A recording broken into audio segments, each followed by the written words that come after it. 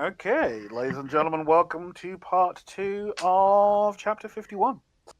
We are neck deep in it, and the water is going to rise above us and drown us in the endless sea of pain that is CJ's current existence, and Kieran's also, if in a slightly different way. Yep, that's about it. Nothing Yes, else left to do but to suffer and move forward. So here we go. in the best of ways, allegedly. Well, not for CJ. No, but our suffering it's the good kind. It's the kind where you're empathizing, right? So it's good. Hmm. It's good. It's fine. Well, you would be the expert on that. So Absolutely, yeah, no, 100%. I'm completely without flaw in knowing this for sure. okay. That was a lie. Okay, and here we open again. We are, I believe, this is Cameron's perspective. Yes, it is. It is. This is one of his visions experiences.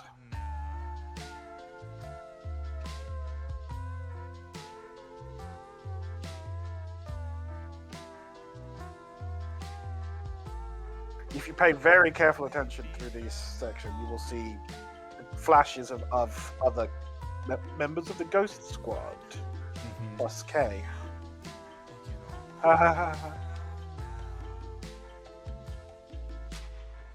Could be just because they're members of the Ghost Squad. Could be that they may have been the shards that he was supposed to end up with. It's hard to say. We're not 100% clear on this yet. Lots of half souls and stuff like that too, or people that are Yeah, meant to part be. soul or people trapped in various states of being and demonness. But it's just important to note that he speaks here about how he, in order to reduce the impact of the visions and how often they triggered and any of the other strange events around him, he's basically trained himself to be stoic as possible, Mm-hmm. not to be emotional. Which just goes to show that how intrinsic the emotional state is to the spiritual. Which makes sense because they're all the goddesses are. They embody emotional concepts. So feeling those emotions is going to draw them in some way, shape, or form.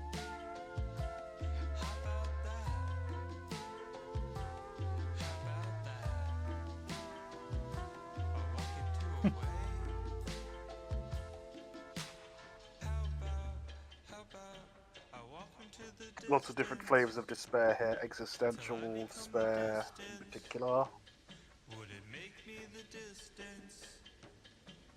And then some fucking giant monster here. Well, I suppose the logic here is that your form echoes in some way the sin or the pain or the whatever that you're feeling would be my guess. This one talks about how it was, it never left and went anywhere. And so it's this giant statuish looking thing that's just this doesn't move. And then little flash from bitmap Keone there. Mm-hmm. Watching him. They're always watching him.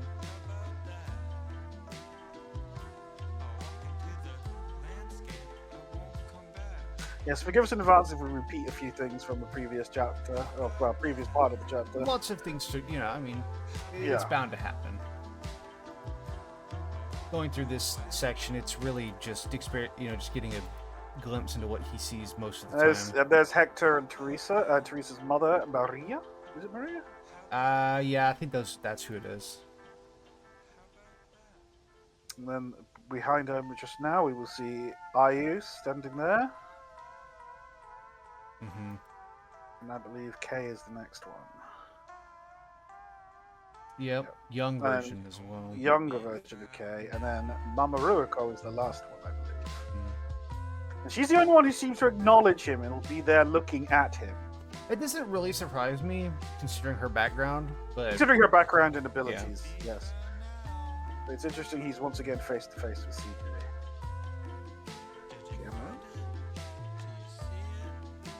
As cursed as I was, which tells you everything you need to know. Like, he absolutely all along sees it as a curse.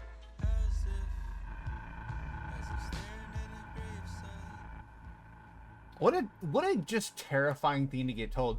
I think I saw your grave. I think it was mine too. What the fuck? Yeah. And then you wake up. I mean, yeah, but that's his whole life, right? That's, as far as we can tell, that's basically been his whole life. Yeah. Being haunted by all of these beings. This is how it always went. Went into a vision, and woke up somewhere fucking strange. Imagine having that happen to you all the time, just such a loss of control. But it's interesting that he apparently gets good. This is a common location that he goes back to. Is this gas station? Well, it It's must apparently have. abandoned. I wonder if it has some. I wonder if it's Has a significance. well, I mean, maybe its Maybe. position has some relevance or something. Who knows? Or it just could be just a side effect of the visions that he just wanders and you wander to places you know, right? Mm-hmm. Sometimes close, sometimes a few states over. When I had a vision, oh, it wasn't just a vision, my guy, of a faceless man in a storm. I went all the way across the country.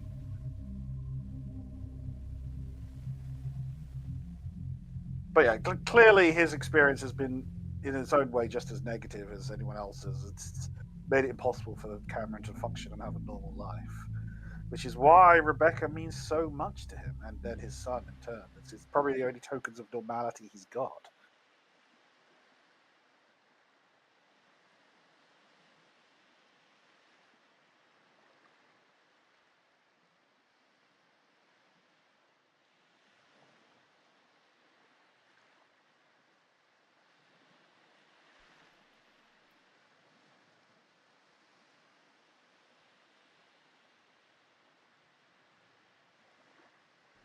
Yes, he always goes back to his loved ones, and here we see Rebecca, and for the first time properly, in this context at least, we see Jacob.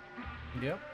Who is, of course, identical to child CJ that we've been seeing popping up all over the place.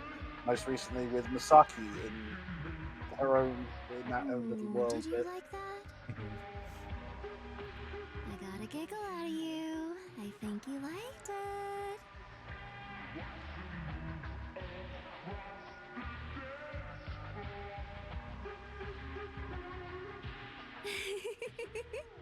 Ooh, look.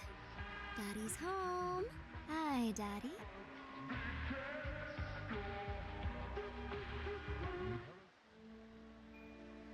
Yeah, it is very interesting because even living with them, he still has those fucking like he just disappears randomly. Yeah, can't control it. It just happens. But yeah, this is interesting. He says he can't talk, that he had a condition. But I do wonder whether that's real, whether it was really that, or whether he chose not to talk because of the fact that his father and his mom and his dad both have rings, which means that the goddesses can hear through them, right? That's how part of how the ring, particularly in Cameron's case.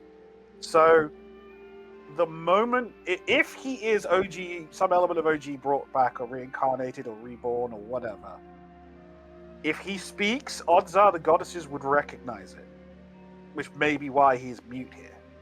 Yeah. What he says earlier to Misaki is really interesting to me. Is like he said, I never know how many words I have left. And obviously I don't think he's being super literal there, but I do think it's interesting. Well, that's the thing, is that if you can't speak, I mean, he doesn't speak to anyone except for Misaki. And it's worth noting that Misaki and Ash, they don't have a connection to their goddess like the others do. Little Faye right there. Again, they've always, because they're drawn to him, so, he's right there. Both of him, probably.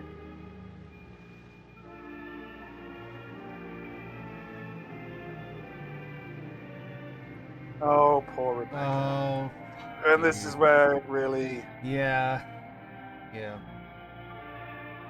Probably just trundling along, taking his son look out how for a ride happy on the they bike. are. It'd be such a fucking shame if but they're not wearing safety gear, Rayze. They're in a back road in a quiet place. Wait, there's no way someone brought that up, right? Someone did bring that up. No way. I'm not going to talk about it. Okay, we won't. That's a little ridiculous. That's what we're focusing on. Yes, because the accident was inevitable. They weren't wearing safety gear. It's so reckless to take your kid driving. Anyway, detracting from that madness. Apparently, this is the first. This is the only time we know CJ and young CJ see each other. Right. And he doesn't look that surprised. He doesn't look. He's just like, huh. He doesn't look super surprised or upset or stressed, and he's still looking there. Whereas, the dad's looking, Cameron's looking away. Right. It's just interesting. And then now look at him. Look at his reaction. He's not upset. He's not panicking. It's almost like he's disconnected. Mm-hmm. Yes, this is Cameron's end and fall. Killed apparently by Keone and Carpo together. He ends up in Keone and Jacob ends up where, well, escaping possibly in some spiritual sense at least, if not physically, because obviously his body was found. So Yeah, I do. like just the lack of reaction, and then look, it just you know, that's not a kid's normal reaction. Yeah, at all. it's not.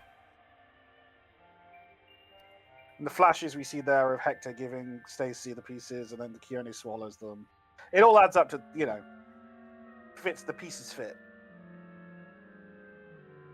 And that's where Cameron has been until presumably Mama Ruko gets him out when Keone revisits our world in Vic's chapter. Mm-hmm. The one love who had never given up on me. The gift was you stole. If you won't give him back to me, give him back to her. Because it's probably the only people in his whole life he actually gives a shit about. And here we get another bit of I feel CJ like that's trying to... pretty. Yeah, pretty. We get another chunk now of CJ escaping from reality by creating... Going back to the illusion that he created in the first place. Back in 44. With a message from Human Crow, a.k.a. Sarah.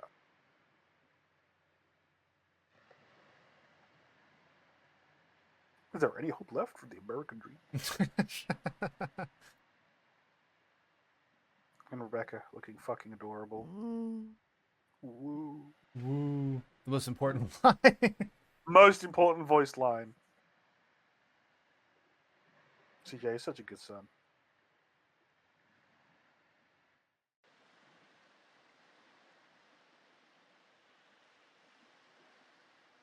And here's our girl. Yep. Kieran's true form, if the events in his little world are to be believed. Hey, The perfect melding of Crow and Sarah. figured you were still up. How's Becca? Oh, that's so her. How's that Yeah, I trip? really don't have a whole lot to say about this Mom scene. didn't It's really scare sweet. There's a couple of interesting elements to reading between the lines that even as we get up to her head, like it's Sounds like implied it. as they have this conversation that You deserved she's it. very troubled and she's done some very messed up stuff in her past, which is an obvious connection to Crow doing very messed up things. But it's interesting that It's this fine. CJ It was a tough he doesn't night. care. I said some really stupid He just wants to things. forgive her. Which kind of possibly could speak to some part of CJ wanting to forgive Crow all along, or maybe he did. He just wasn't afraid to speak out about it and show it because of how everyone else would react. Bitch. Pussy. Ugh, lame. Promised you'd try. Harder than that. I'm serious, Jacob. This What do little you mean? conversation is actually probably my favorite piece of the voice Those acting. are Like the rest deal. of it's good, but this just flows really naturally for me, and I really do enjoy it. Ooh. Seriously? Why didn't you just say so?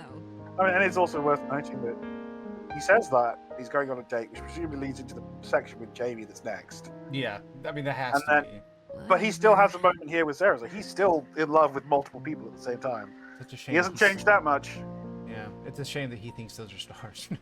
A gap year. Shush you. Oh, look who it is. Oh, hey. A gap year. Wait, did it just appear out of fucking nowhere? What do you think? Oh, it did. Yep. And then it glows, and yep, it's Sakiko. Gap She's year. never far away. Of course she'd be fine with it. She's never far away from her son. You think she'll ever let her baby go without a fight? No, fuck that. You should go wherever you want.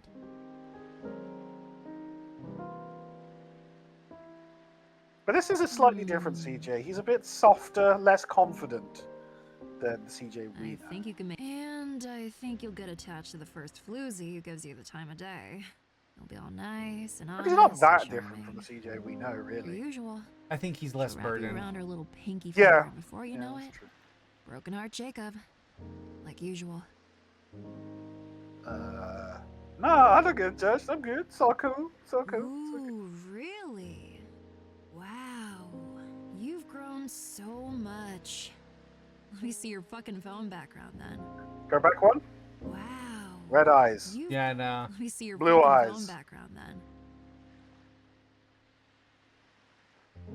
Mix of blue That was and our red. deal, wasn't it? You just needed some practice. You'll find someone perfect for you, because he'd be the perfect guy for a lot of gals. It'll be Mic fine. drop. You'll be fine. New York, or Seattle, or wherever big shots go now. Stop. We talked about this.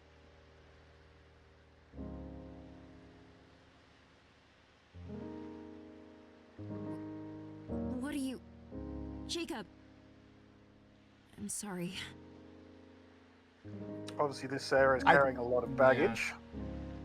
Hmm.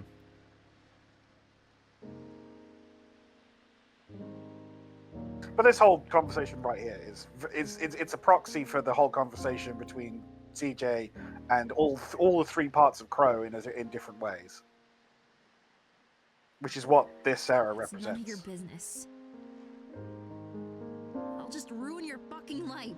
I already tried. This was a mistake. Just forget about me. But our boy is not so. He's not gonna let her go.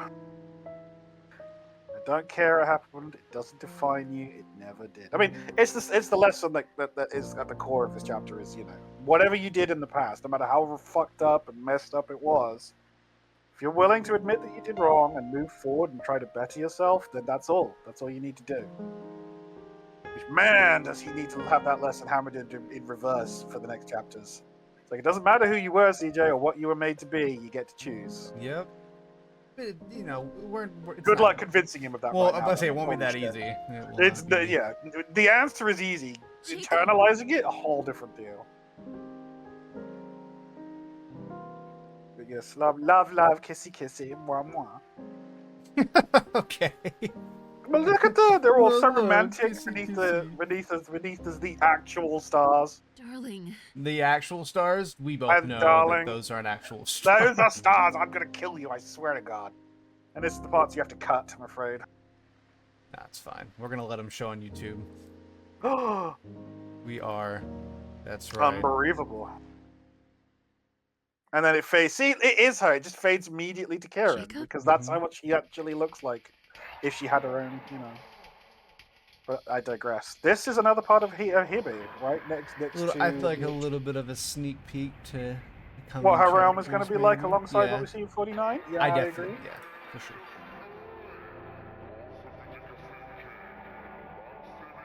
And even Dari says this is strange. The energy is the same as before, but it doesn't feel friendly at all. It's like a river. It goes somewhere. All the energy flowing through those circuits, baby. I mean, if you think of it as the power of change, transformation, creation, all rolled into one, then yeah, it fits, doesn't it? And here's our girl, the there titty she queen herself. is. I mean, Lindsay. Oh, Like, it for is real. Lindsay. I wouldn't have ever Yeah. known. Are you kidding, right? Those tits, you could recognize I know, those tits that's the anywhere. point. That's what I just said, man. Jeez, can't keep up with Techno. Come on, good. Oh my god. But yeah, she's here and she wants a reckoning with Kieran, who she's still, for obvious and understandable reasons, is holding a significant grudge. But Considering Kieran did actually kill her. Yeah, and but we will come to see that she's not completely. She's not completely without fallen reason. down. No, she's not like Tetsuko in that she's completely left the reservation of sanity. Giant bridge gets summoned. Kieran, that's a trap. I mean, no, technically that bridge was already there because Lindsay's power set seems to be heavily based around illusion. She conceals things and she finds things. She's a master illusionist and seeker of objects and people. She's not really directly about combat. She's pure utility caster. Yeah. Which is exactly what Grandpa wants you to do, Kieran. Yeah. I mean, that's great. That's how the key part of his plans is that taking advantage of what he knows people will do anyway. But Lindsay is still, you're so predictable. God. This was your last mistake, Koryag. Rah. She's not creating anything. Yeah, like That's you just quite said, right she's there. just hiding it. Yep. And she gets big, angry, flyy half soul. Number 1, number 2, number 3 and 4. Uh-oh. 5 and 6. Complete with combat music. And Kieran is really kind of up against it right now. Especially as it mentioned before, she is still holding back her power for reasons now that are very obvious. She doesn't care. She just wants you all the suffering she's caused. Yep. It goes to show that Lindsay is as clever as Lindsay is in some ways. She is not understanding of what Koryag really is and who she Well, sure, is. because we love to mention this about Grandpa. Like, I mean, Grandpa, I'm sure, has only mentioned just all the stuff they only needed to know, which is Crow's bad. And I mean, yeah, not wrong, technically, but he intensified her. He likely intensified Lindsay's hatred. Like, as we're about to learn, she thinks that Kieran stole Misaki's body and is somehow like proud of the fact or something. Like, whereas Misaki is actually like, no, I love this. And then Sugio's like, you have no idea what you're doing. And she's right, really, Yeah. in many respects. Like, you don't even know why you're really here. And But I gotta give credit to Lindsay here, because Lindsay actually uses her brain, and I'm appreciative of that, because this would be the part in most stories where they'd be like, no, you're wrong. I'm not gonna listen to you, because even though you're saying the truth, it doesn't matter. Right, because it's good is good, evil is evil, rah rah rah. Right. But no, this is actually someone who can be reached and talked down, and that's what they do.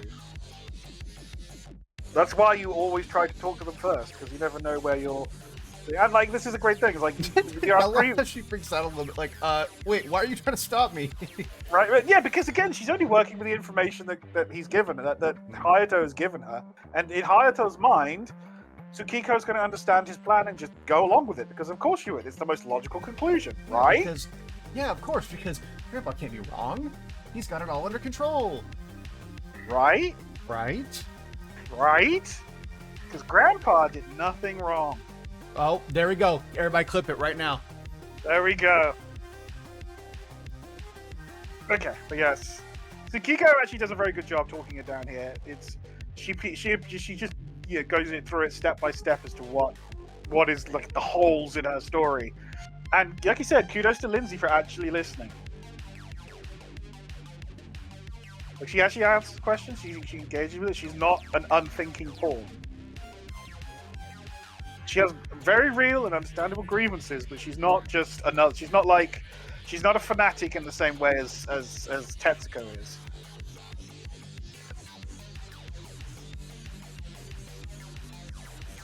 Spent not in vengeance, but in betrayal. Yes, because I like to imagine that's Missy's voice too. When she's in Tsukiko form, 100%. Sure. That's What? You can't stop me from doing my own voices. No one can. Not here. That's Not really now. funny. I do have the power to do that. Oh, yeah, you do. Fuck. Don't worry about it. Let's keep going. Anyway. Hey guys, I'm gonna be Tsukiko replacing Rayze with a establishes- really hot woman for the rest of the Oot Cast God, episodes. good luck finding one who's going to be willing to do it. That's a good point. Yeah, but no, Tsukiko now here is pointing out that, you're literally being fed to us. Like, yeah, great. You're just fodder to him. And she's like, but he gave me all these really cool monsters. There's no way she'd be able to defeat them. And he's like, you were doomed the moment you came here. Like, yeah. And she's right. Like, yeah, sure, beat Kieran. You think you can beat Crow herself? Let alone, and Sarah? Like, not a chance.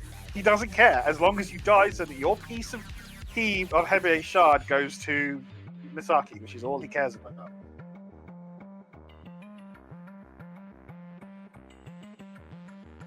This is interesting because Kira's like geared up for a fight, and then Tsukiko comes in and tries to talk her down, and she's like, "Why was I so geared for a fight? Like, what the hell?"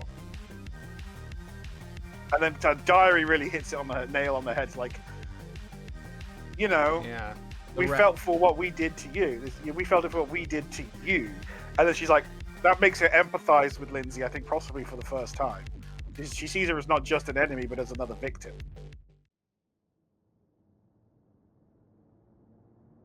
But yeah, Lindsay standing up, showing some personal agency. I make my decisions. How unlike us. Okay, Diary. Throwing shade at yourself right there without even self-aware. At least Diary seems to know the strengths and weaknesses. If the gun goes away, and now we're negotiating. And she's right. Lindsay made that mistake.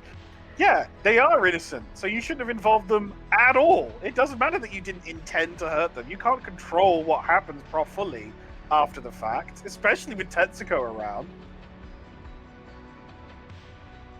Curious point, yeah, you know. Mm-hmm. Of course I thought of her. She's the other half of this. Knowing that you had taken over someone innocent so completely. Trapped as a prisoner. Like, see, she makes assumptions, because that's probably what, you know. Because that's what, that's 100% what Grandpa fed her. 100%. Even if Grandpa didn't feed it to her actively, he allowed her to think that when he knows it's not the case.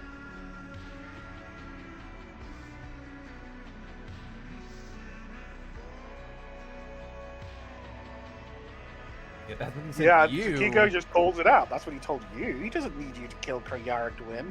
He just needs CJ to die.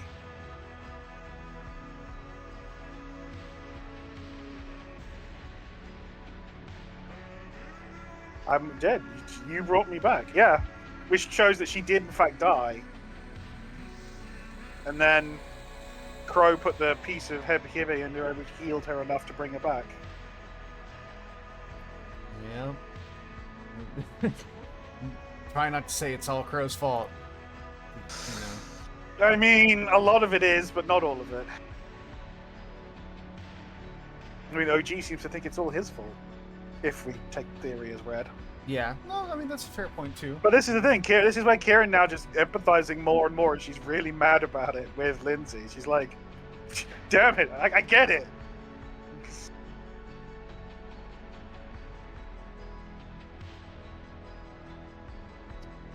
You may think it may be true, but you don't see the full picture. Curious then, she hates precisely the same thing you hate with nearly the same intensity. And it's true. Like, if she's just a monster, why does she care so much? Do I hate Crow? What a question to ask Kieran. Crow as much as you. How can you not get it? It wasn't just that she tortured me. All that fucking pain and anguish, millions of years of guilt. But no, she couldn't stop there. She couldn't just be a monster. She had to make me a monster too. I wish she had just killed me too. She made me hate it. She took everything I wanted and twisted it. All my friends, all my family. It's like I never existed until Misaki freed me. Probably because that's kind of true. She took everything. And now, all I want is to stop her from hurting anyone else.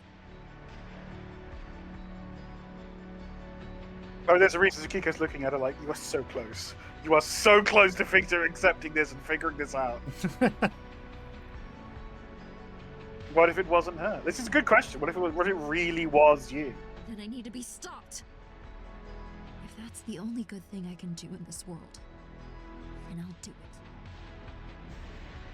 I mean, like, that's a hell of a statement when you think about what she's saying. She's literally saying that if she is that bad a person genuinely, she would rather kill herself. Which, if you think about it for more than 5 minutes, obviously shows that she isn't really that bad. Because bad people, genuinely bad people, don't think like that. No. They don't think in terms of, oh, I wish I hadn't done that, or, oh, I feel, or, you know, the level of guilt that Kieran clearly feels for all of her actions.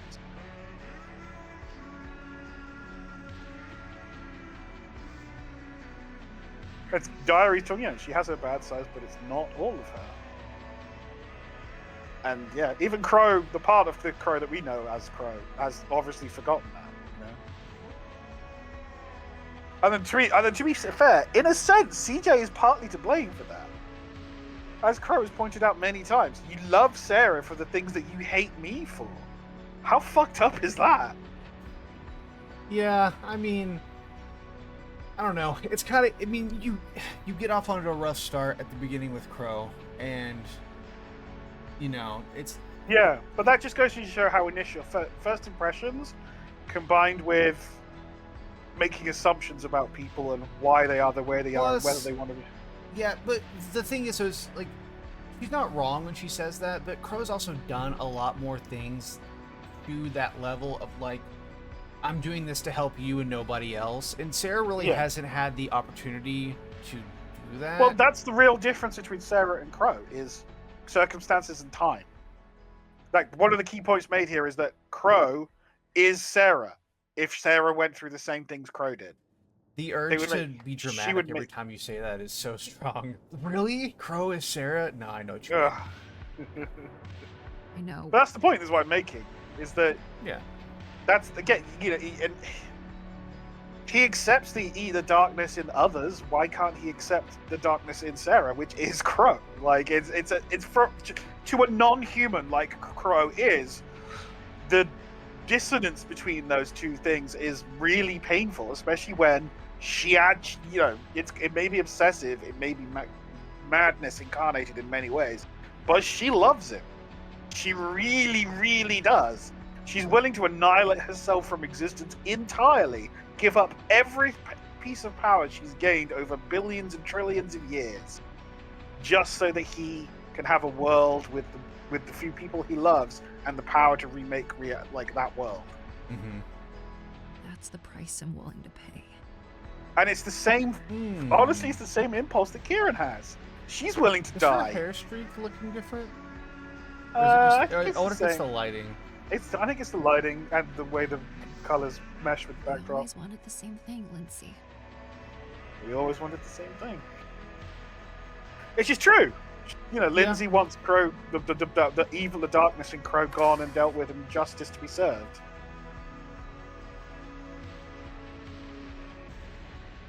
Though how Lindsay's going to react to true Crow and Kieran fully accepting everything that she is going to I can't wait to talk about what we think's going to happen after all this. I mean, I suspect there's going to be a genuine apology from Kieran, like she's going to take responsibility for it. I definitely think so too. I mean, how Lindsay will react, especially to that, since we know that Lindsay's not going away after this chapter. Yes, we do.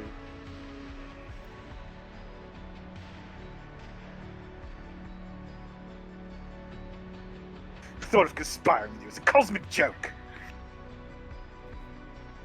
I'm helping to kill us so everyone else can live. This is one of the things, one of the things they say is that there's 3 ways to handle an enemy. You kill them, you run away from them, or you turn them into a friend. And the last of those 3 is by far the most effective method. But yes, it's interesting this place is a nexus, a connection point for everything. Given what we know about how Misaki, as told by Hayato, her power set lets her manage powers more effectively, it makes a certain degree of sense that Crow would use it to manage what she's doing right now. But yes, it is very strange still. It speaks to me that there may genuinely be a connection between Crow and Hebe and Hebe, or that we're not aware of yet, or maybe even Crow herself doesn't remember.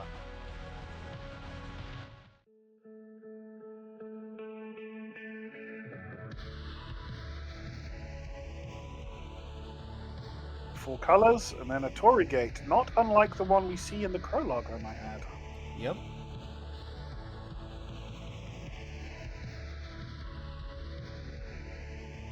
Another great piece of music going. Kieran going full guerrilla, pushing her way through the waves of power to get to the gate. Green and purple. You can't stop me. I'm coming for you.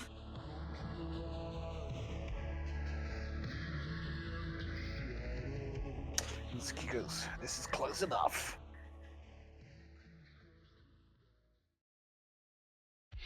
All right. And then we get Now a it's little bit time for CJ to completely lose his marbles.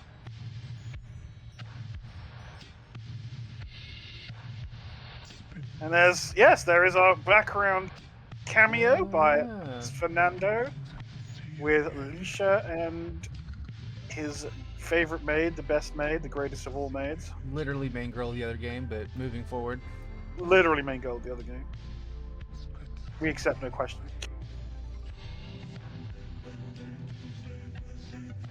Normal people put bars up there, right? Yes. I mean, normal people. If you're super rich. If you're the richest person in the world, sure. Sure, buddy. Well, apparently her grandfather's still alive in this one, so presumably she's not quite. Soon to be. Soon to be. The heiress to the richest man in the world. She's super cute, but you're super cool. You're gonna be funny. Yeah, I mean, it's worth noting here that he's, in a sense, he's been Jacob up to this point in this fantasy, and then it's what does he do?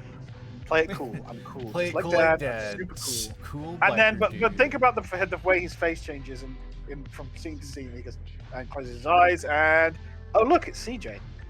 Yep. It's that CJ swagger and confidence.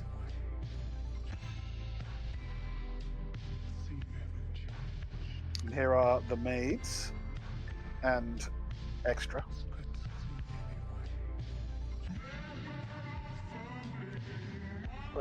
You know who I am. Oh,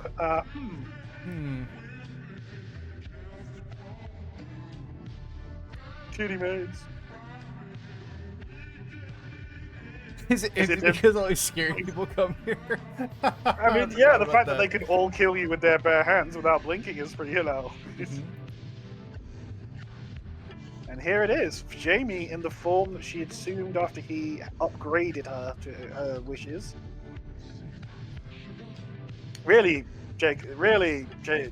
CJ upgrade. She upgraded herself with his assistance, really, because this is the form that she wants to take the most, and is her true form. What should have been? Arguably, like we don't know what impact all the genes that were designed to make him more, to make her more like Grandpa for that to work. Right.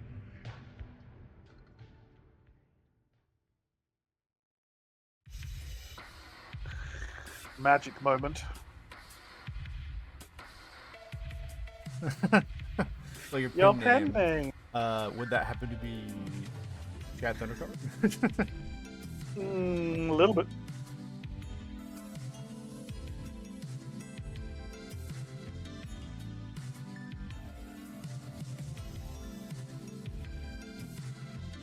Not that kind of film guy. So presumably he's a writer for a film or director or something along. Yeah. I was to say, wait, wasn't he a photographer? Yeah, could be. But then he also has music. Right? So I think it's film. I think he's a filmmaker basically, which would include some degree of photography. You make art,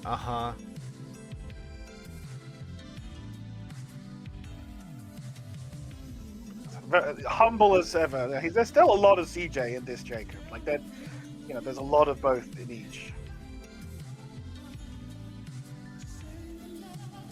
And this Jamie was, yeah. And it's super interesting to note that she's my sister arranged it, so Mizzy's around here. Mizzy's around as well. But this is his ideal, right? Where they're all living happy, fulfilled lives. But this is where he can't help. Just without. But yeah, he can't help but bring Jay. Like as he admits in the moment from now, he can't be without Jamie. Like if Jamie needed any kind of real confirmation that she has a special connection to CJ, this whole sequence proves it without a shadow of a doubt. Yeah. Even when he is at his most broken and fearful and running away, he still feels. He literally calls out for her. He's like, "I need you." Yeah. I think we don't really. One of the biggest whams of this chapter is CJ saying, "Help me." Right. Like, which he doesn't say ever. He doesn't say that. I mean, he might say like, "Oh, I need everyone around me to help me," but like, this is different. This is a raw emotional need of. I mean, Mayu will always be Mayu. You're that Jamie Hidaka?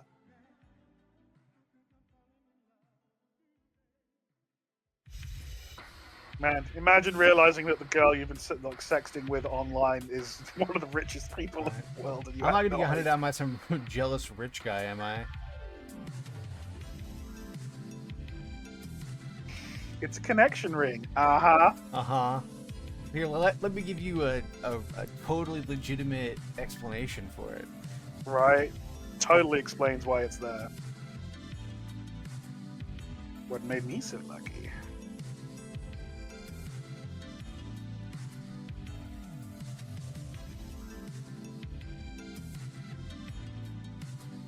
It's art imitating life, but more art imitating art imitating life? Question marks?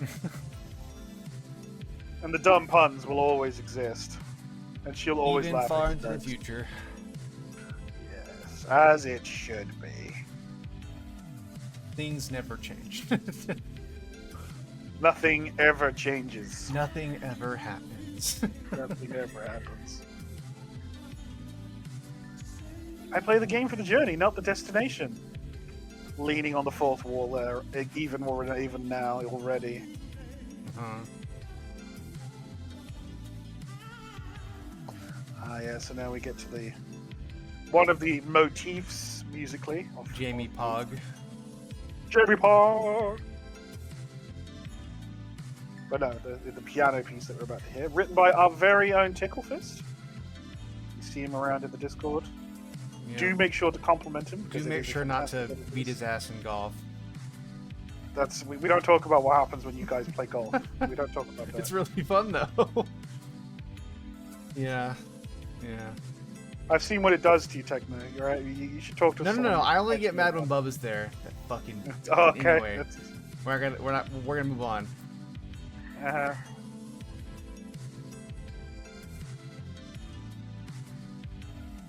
It is, in fact, very precious to see that even in his extremity, CJ still reaches out to Jamie. Some would call this. So it's proof very that she interesting has- because in this world, dad is dead, right? But that Well, means, he doesn't say. He doesn't Well, say, he but seems to you know, imply it. dead, missing. I assume it's. I mean, you're right. You're right. We don't know. I assumed it was implying he was dead, but that meant that this version That's of the most him logical conclusion. lived. But Well, Dad like you can see it being the didn't. case, maybe that in this timeline of events, Cameron died in that accident and he survived. Maybe something like that. Or he wasn't there. Yeah. Either Or way. he wasn't there, or maybe it happened later. Like it's either way. It's obviously it's complicated. Does he say that? Yeah, The thing is, I mean, if his dad showed him how to play, then he was certain he must have been at least some level of age where he could like learn to play the piano and remember it. 5 is a bit young to play the piano. Not yeah, everyone's after Amadeus he, playing time. I played my mom a lot. I just naturally got the hang of it. So, I mean, yeah, could have.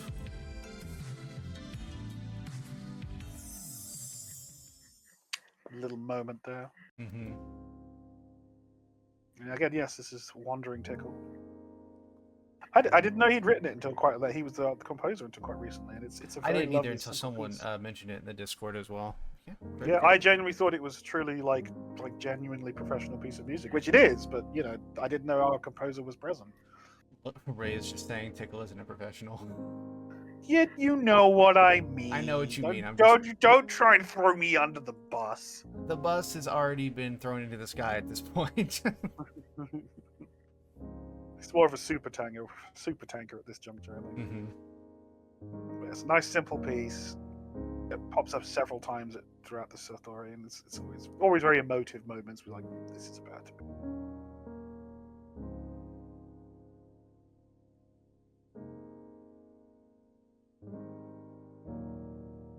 It's this. Yeah, see, it's like it's nostalgic, and it's a piece that is actually what snaps her out of just being part of the world.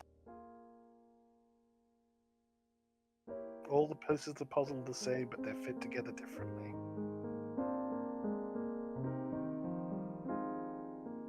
Jamie realizes that the dream world in Orxo was him, even if he wasn't aware of it, or fully aware. and he can't escape again. This is where we like. He's been in shock. This is where he has the full mental collapse. Notice that all the buildings are upside down too here. Yeah, his whole world has been flipped upside down, and he can't escape them.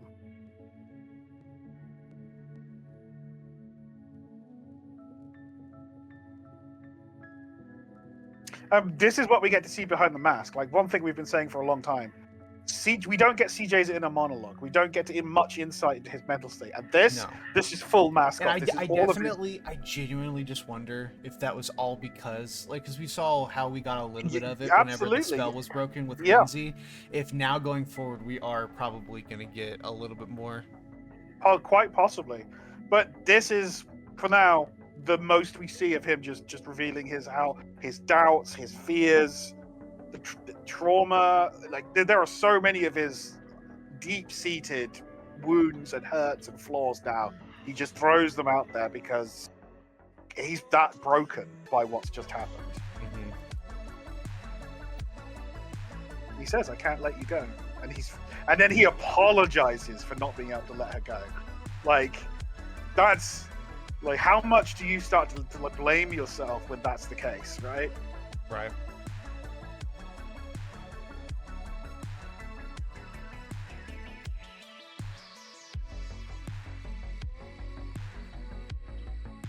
I'm not the thing you all wanted me to be. Oof. I never was.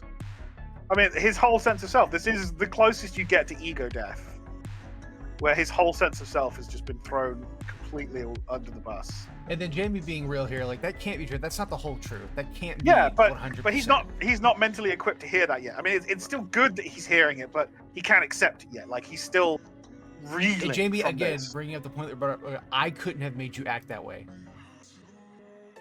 And that to me also proves that, like, yeah, just because you're fated or whatever, or connected to someone by destiny, that doesn't define the relationship itself. Right. I definitely mentioned this earlier to Rayze, but I was like, Jamie's about to be MVP for these next couple chapters, and just guarantee it. If it doesn't get resolved within the as quickly. I mean, she's going to become his anchor in a way that possibly no one has been before at this point, I think.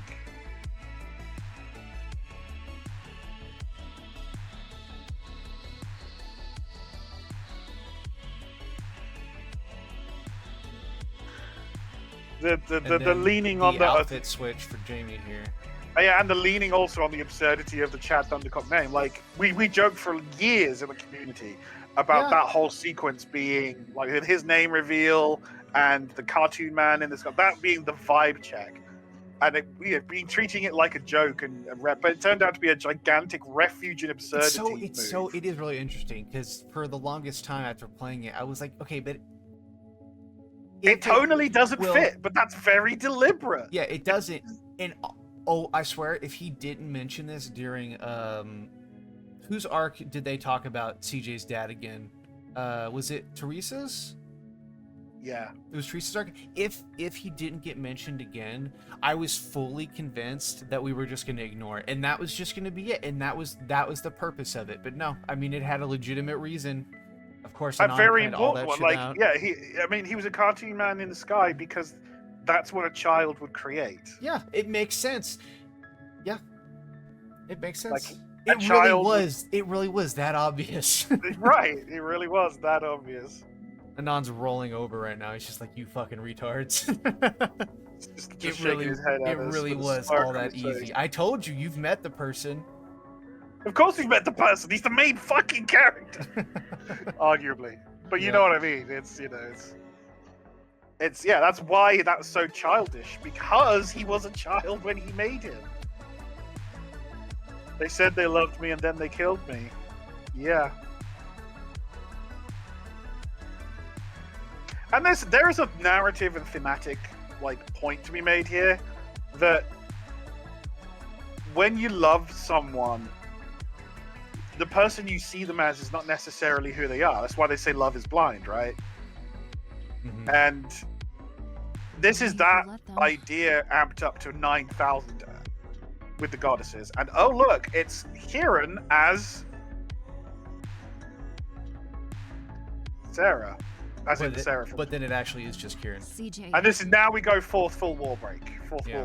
with CJ saying, but your text box said Jacob. something else. You've proven you can stop them. You Kieran's have not wrong control. as well. Like, he You've has done it control. before. He's shown that control before. He's succeeded in defying. This is fucked up. But it doesn't change who you are or what you can do.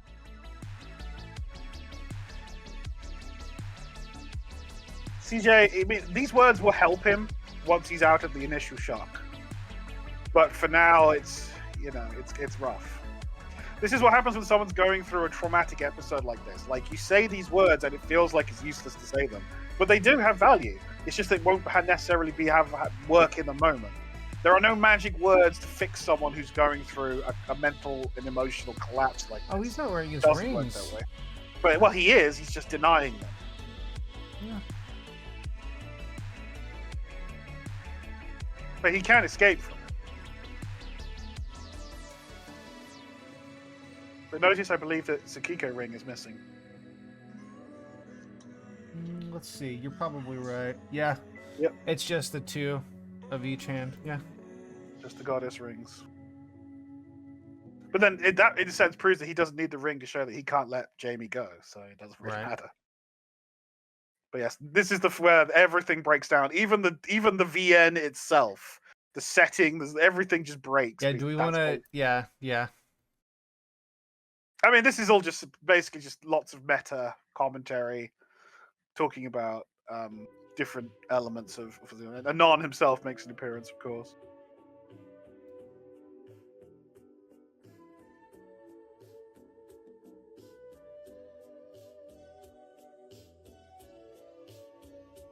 Throw the camera. There he is. Just badly.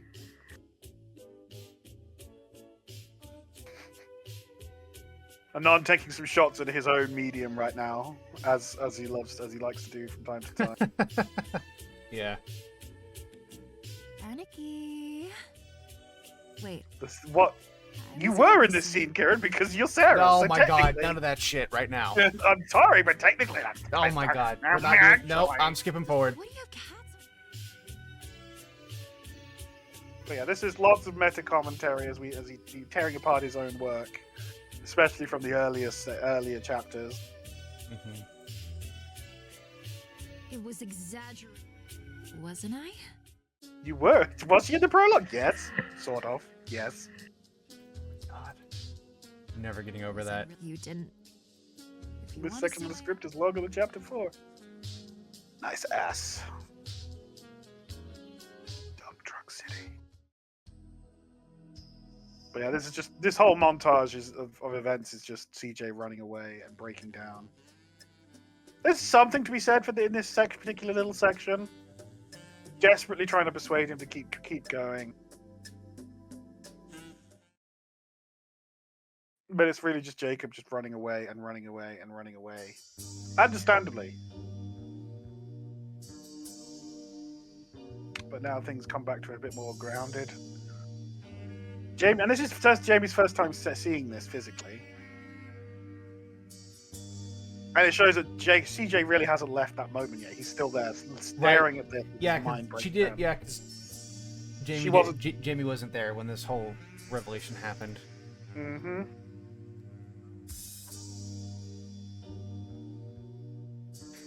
You know, Anon just spelling it out for us once more. That he's CJ, he's Cameron and Jacob.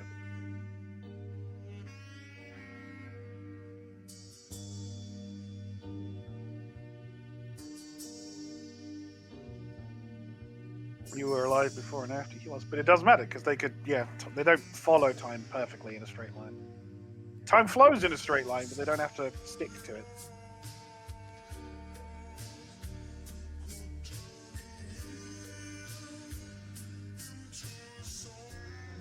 So I feel like that Hayato saying that he's the same as Mizuki, force it. I don't think that's necessarily as true as Hayato. I don't think so either. I think it's because because they had to undo that because Mizuki was supposed to exist. I feel like it's a lot harder to undo a person than it is to try and especially when, as far as we can tell, what may have happened is he inherited. If we think about what Hayato said in the early chapters of Jamie's arc, he said that the way it works is a soul is the conglomeration of like karma and fates and destinies and coincidences all combined together, right? Which is exactly what Uxo combined to create him. Through Jacob as the basis. Not just that, but with Jacob as the basis. If we see Jacob as being OG reborn, then unknowingly she literally used OG's soul to create CJ in some respects, or his body and possibly parts of his soul. So, in a very real sense, in yet another layer of this layer cake of probabilities and chances and events, CJ is OG reborn, just not in the way anyone thought. On. Yeah. But this is CJ's last refuge, his little bubble world, which was his, and it's falling apart. And it's not a coincidence that it's the beach where Jacob and Cameron and Rebecca's home was. And then his home, in turn, right after.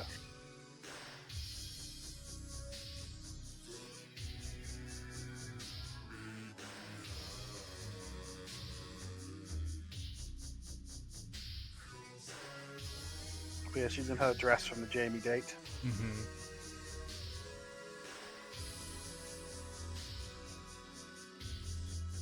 And there it is. Please help me. And it takes him looking at her with a completely fallen expression to do it. Like, that's how broken he is. And this is actually really vicious of Hayato. He asks for her help and she says, "I'll give it to you." He lays it all out, and then Grandpa steps in at his weakest possible moment to try and persuade him to take his approach. Yep. Like, that is absolutely brutal. I mean, again, just normal Hayato way he does things. Hashtag just Hayato wasn't things. Surprising. No, it's not surprising, but it is still incredibly brutal. And then he lays it out all on the table, literally. Yeah. And he seems so reasonable.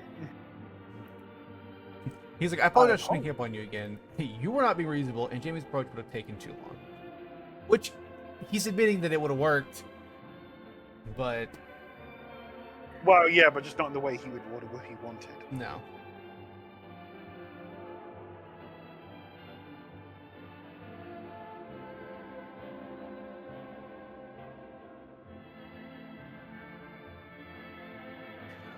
Yes, this is where we get some explanation, at least from Hayato's perspective, as to who and what he is. You are the collectively imagined ideal of the four. This world was supposed to have a piece of whatever god they're trying to recreate. It may have had one in the form of Cameron, or see, he skips over that he isn't clear on this. I bet it's really difficult for him to ascertain, especially since they died at the same time. He's like, well, fuck, one of them was it. Doesn't matter. Or both were. He's not even clear on how that would work. Well, even. We know, like we don't have any other precedent that we know of. We know that the shards have the ability to pass on.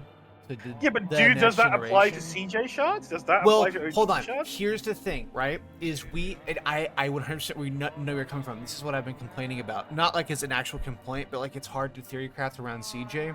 Is because he's not a baseline for any of the way things are supposed to work. So that's why I said the other shards are interesting, because like the other CJ shards, because they are the baseline, right? Now we haven't seen that happen, but we know it should be possible. I know that CJ is different from the four, but it definitely is possible that the same rules can apply when it comes to skipping generations and stuff like that. But we saw that at least Cameron could see stuff, and then he's like, we also think that Jacob sees stuff. It's very possible that it's just a... Well, that's the big question, is it? Do OG shards just emerge organically at some point? I wonder if that's why... Or do they take the iterative approach that the goddesses shards do, and it's a generational thing? Like, that's the question. No, that's fair. I do wonder, though, if well, I don't know. I mean, it's really weird that it's implied that that Cameron and Jacob could see stuff, if that wasn't the case. Yeah. Which also makes me wonder if his dad was like, abusing drugs and shit like that. I wonder if that was because he was just super old, and at this point he just kept seeing Yeah, crazy or maybe he was shit all the just, time. he may have just been a junkie. He may, Yeah, could've been. he may have been taking drugs to escape from the visions that he himself had. Yeah, that's We yeah, don't that's what know. I mean. Yeah, we don't know. We just don't know whether that's the case or not.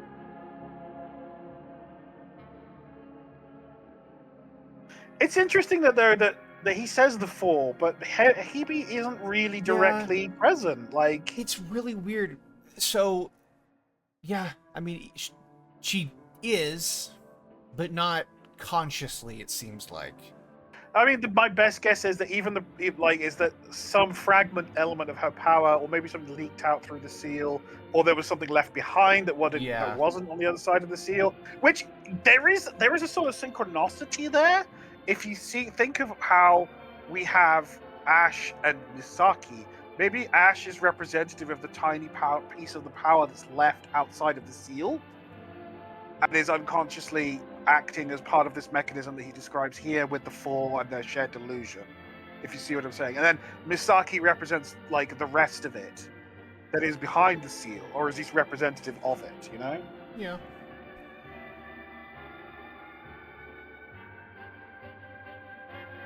Which we know this to be the case, at least right now. At least right now. I suspect it's not the entire case. I think there is at least some of his own power there. It's just probably really small and undeveloped, or because otherwise I don't think that Crow's plan would have had a chance of working. There needs to be at least the potential there for him to have god powers, for her plan to just give him her power to... Yeah, you're probably... There had to be something, because otherwise the connection wouldn't, I mean, there would have been nothing separating him from anybody else. Exactly. So there has to be some element of uniqueness there that connects him to being like Cold Glory there to make it work. Like, it's like having the blueprint, but not like the structure itself. So the blueprint is that of Old Glory, but... So this is where we actually talk a bit about Rebecca. Rebecca Roberts, formerly of Rebecca de Goff. Cameron Roberts' wife, Jacob's mother. She's still alive, not far from the graveyard is standing in now. Or at least her body is. Mm-hmm. We'll be getting into that into a moment as to my theory as to that there is a strong... me and you both agree on There's that. a strong likelihood that Sarah, the Fae that we know, is born from, at least in part, Rebecca's soul. And that's why she is Sarah, and Sarah is Rebecca. That body there may now just be an empty physical body without a soul in it.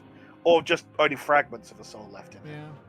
Which is why she's catatonic. I do find it interesting. Yeah, I mean, there's nothing other than her eyes her eyes being dull, she looks fine.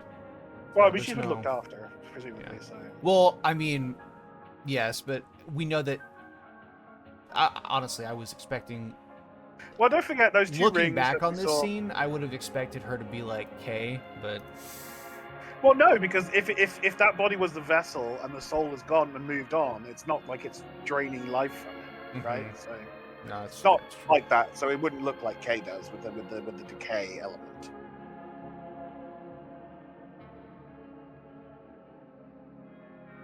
Obviously, I picked up on that connection. You just fucking hate this guy so much. I have my reasons, and then most of them are just... Some of them, at least, are my personal baggage, but it's fine. Let's just say that I've encountered people like him before at various points in my life. Not identical, obviously, before anyone jumps onto that. Just, similar. Guys, we all knew that Rayze was CJ. I am not. No, God, I wish. Even with all the suffering he has. I wish I was half as cool as CJ. I wish I was 10th as cool. Yeah, the shard we're looking for is here. So his theory is that some element of the shard is here.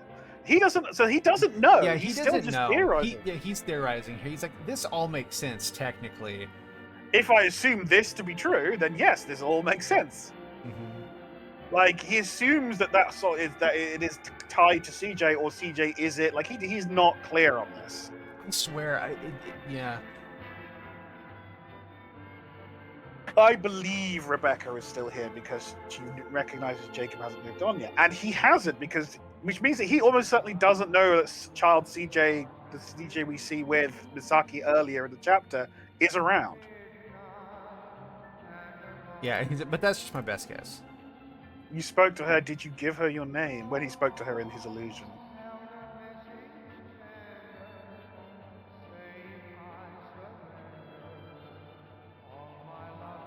Saving the world just by Which the is super time. interesting that he says that I said my name was Chad. I thought my normal name would sound so stupid, so he thought saying CJ would You know, sound super stupid. I've literally just had a thought. We know Kieran was created when Crow left Misaki's body, right? Mm-hmm. So we know that when a powerful spiritual entity leaves a body, something of them is left behind. Is the Rebecca we see in the vision like from 44, and again a couple of times since then, is that a remnant of Sarah left behind in Rebecca? Well, when do we see her? In 44, when we CJ see brings her. her into his delusion, that we now know is his delusion. And then we see her in 49. Was Crow there the whole time for all those? No, not that we know of. No, because Crow's separate, remember? She remembers talking to him on the phone for the one in 44. So we know that was kept no, separate. Kieran. Okay, I know they're the same, but Yeah, Kieran does. And Crow Kieran says as remembers well. that. Crow says that she remembers speaking to him on the phone as well. Yeah. When they're on the balcony afterwards talking about it. Yeah. Crow says she remembers speaking to him on the phone. So Crow / Sarah would not have been aware of Rebecca's presence there, would not have been there to recognize them. No, but them being there, even if they weren't there to recognize it, would have given us like that. That gives us the thing that I think we need for it's possible that Rebecca is a whatever you want to call it, shard of a echo, an echo maybe. Yeah, an echo of Sarah left. So if we think of the bulk of Sarah left Rebecca to become the Sarah we know, the Fae, by combining with them. Yeah, I think it's weird that we don't know. I feel like it's got to be something like that because there's no reason. It has to be. That's the only thing that logic. Because it can't be a separate Fae. It can't be a separate. No, it's not. Fae. There's no way. Because Sarah is no part sense, of Crow, especially after the scene that we're about to see with Rebecca at the beach. But we also know that Sarah has a different magical wavelength to Crow because of where she's born from. So, like, the only part of the way that makes sense to me is that Sarah is she was in Rebecca, but she left her memories of Rebecca behind when she amalgamated with local Fae to become. That's why she has the memories of her time under the ocean with her Fae sisters there, all that stuff. Is because those are the memories she has, and then all the rest of her from Rebecca went into her, and that's how she became the Sarah we know and wakes up on the rocks by that house. It's also probably how she knows how the house works. It's how she knows the house belongs to her because it is her house, in a sense. Yeah, I mean, we do never get an explanation for that, so that would make sense. But yes, Grandfather's talking about how lucky it was that she didn't recognize CJ and rip Jacob's soul out of him accidentally.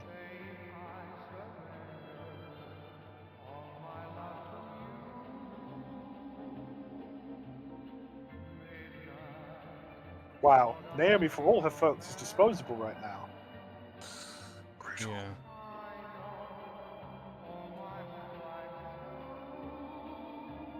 And here he is just trying to persuade him. This is all just pushing him further.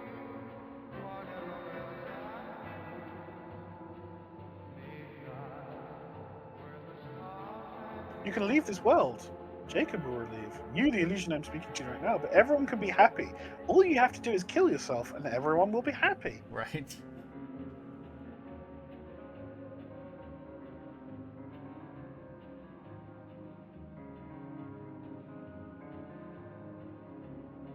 What will it cost? A fair question. The cost is you. And see, the thing is, being honest with CJ right now doesn't cost him anything. He makes out like he's like, oh, I won't lie to you because I respect you. Like, no, it just doesn't cost him anything to be honest now.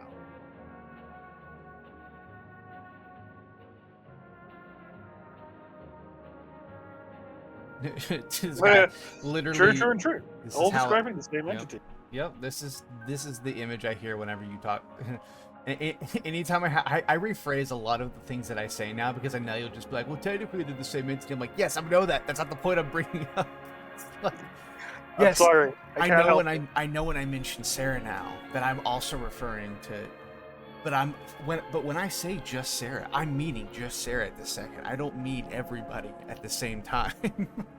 I mean, that's the problem when you have multiple people with one soul, right? Like it's because this story it's couldn't be simple enough. We had to have everybody become somebody, and somebody had to be everybody, and everybody is related, but not really. And also, that's the same person, but also really not. Also, it is. The list goes on. But yeah. God, fuck, stop. But yeah, Misaki gets her body back. And so, I mean, he paints a picture though of what, pretty much exactly what CJ would want, where everybody pretty much is okay and everything will be fine. Very interesting that he mentions this here as well. Is in fact, if you disappear from the Kylon, they may never have realized their true nature. Jamie will still exist. Misaki will have her own body.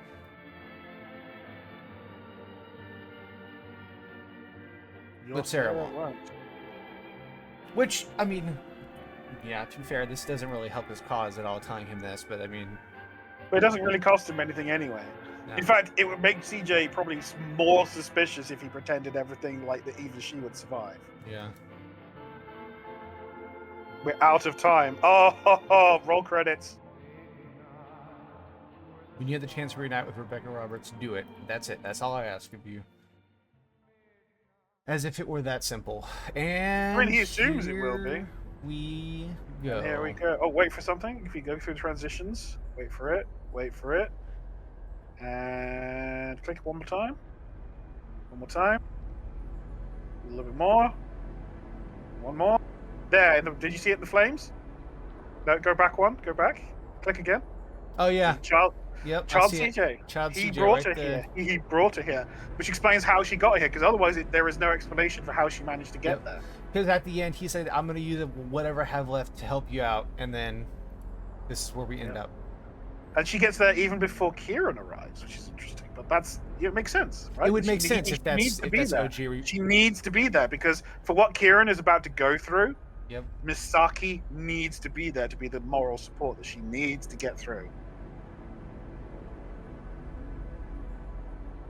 Like, it's difficult to overstate the closeness of the emotional bond these two have.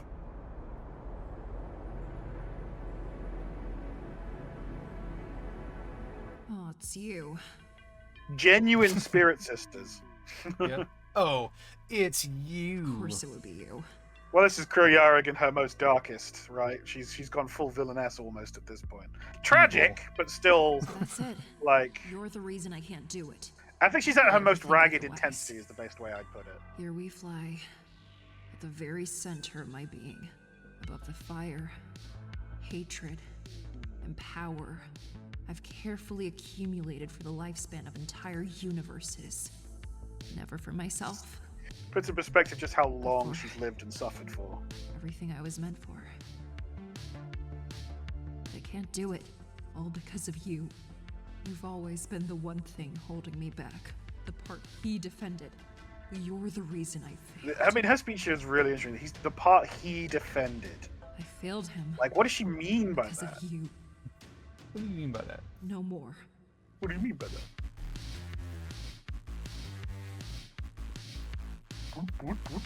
Power up, baby. You won't stop me from saving him this time. So, in a very real sense, what I feel like she's saying here is that Kieran representing Crow, like what Kieran represents emotionally, is what drove Crow in the past to allow OG to make the sacrifice that triggered the shattering. She represents the part of Crow that cared about other people enough that she too wanted to save the goddesses and understood why he wanted to save them and put his desire to save them ahead of his well-being. That's why she hates Kieran so much. Because that in turn is what led to all the suffering she's been through. So, at the same time, this Crow that we see is the part of Crow that wanted to hold on to OG and prevent him from triggering the shattering. Is killing you, then I'll finally be happy.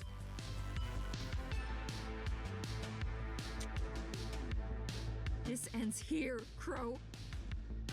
I mean, I thought of one possible interpretation as to why the little stand we see over Kieran's shoulder. If you go back a little bit more. Yeah. I think that represents Crow when Crow's at her most ignorant, because that's Crow from the beginning, from the early chapters, right?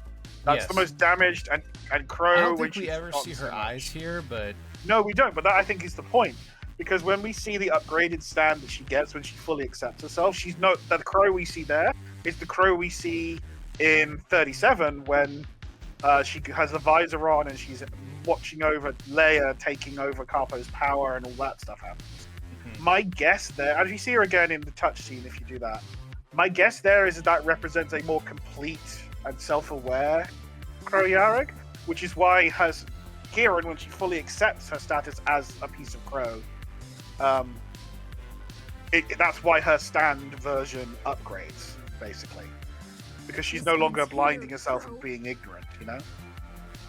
no, Symbolism, my man. You embodied the very worst. Everything I should have left Crow Yarrick behind. describes it as the worst, but it's only the worst because it cost her everything, in her view. Yeah, which All the trillions of years of suffering that she's been through. I thought I had. Yet time and time again, you come back to haunt me. It's interesting that her speech in this is, because it, in a weird sense, it kind of connects with and echoes the discussion she has with CJ in 44, where she talks about how CJ asks her, how do you still have the compassion to cut spirit chains? Like, it doesn't fit, right? But it's because it's a part of herself she held on to, because it's the part OG loved the most, right? Or one of the elements he loved the most about her, that he craves the most. No more. So in a weird Obey sense, me, you worthless speck. that's kind of what Kieran sort of is as well. It's like another aspect of that compassion. It's her capacity to love others, other than CJ/OG. Yes. Crow wants her to fully embrace her power, which would come from Crow, and therefore just turn her into another piece of Crow and let her be absorbed, most likely. Is my guess, is what she's trying to bully her into here.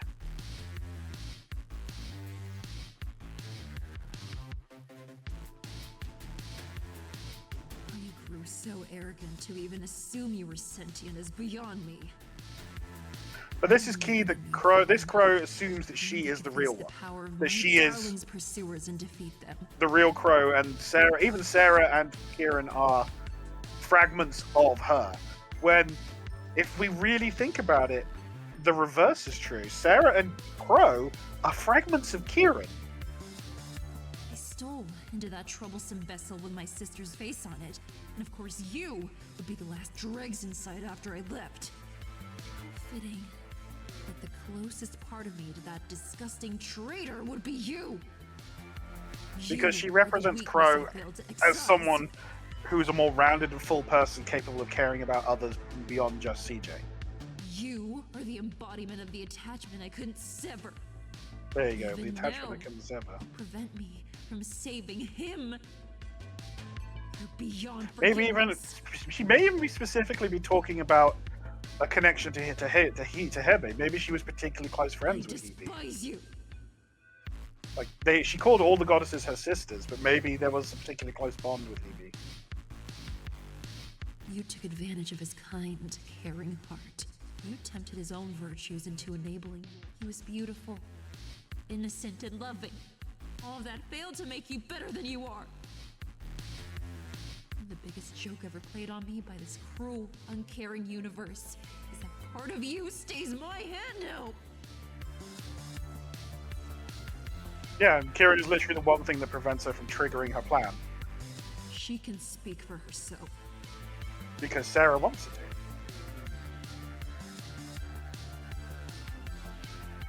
And there's Sarah, dull-eyed and running low.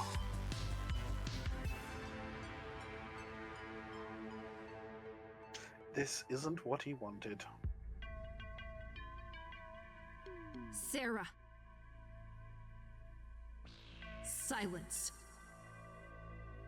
Everything I wished I was. Loved the way I wished I was loved. Oof. Everything I am, no longer. So incredibly fragile. A raindrop to my hurricane. And yet, she affects me so. She is the only reason I haven't slaughtered you the moment you dripped into our ocean. Here at my hour of greatest need, having outmaneuvered both my sisters and that fool Hayato, my only obstacle is the most insignificant snowflake on my mountain. So Crow can't kill Kieran because Sarah won't let her as part of herself. And nor can Crow pull the trigger on the plan because Kieran doesn't want to pull the trigger on the plan. So she can't do the thing that she wants to do. So she can't do anything. Yet. Not until she deals with Kieran anyway. To reintegrate into my being. For you are the weakness responsible. Because again, for she all of refuses this. to accept her. You have left me with no other choice. You will be the me that I want you to be. She's weak. There we go, we She's do see her always eyes. weak. Full crazy eyes too. Yep. They all are. Because it's talking to her, it's you know, Embrace what you are and the always madness were. at the heart of her power for now. Be the strength you need. Slash this world open and make it bleed until what you want pours from its still beating heart. Most sane Crow moment. It's just not fair. It's not fair. Most sane. Hey, I got to throw that. I got to throw it out there for Seven and Ultra. You know, the anti-Crow fans. I got to give them something every now and again. And Misaki, she means well here, but what she's saying isn't really true because she isn't really, which is what Kieran kind of comes to terms with. I am not patient, but I will prevail. Why What? wait? No. And here comes here comes Tetsuko.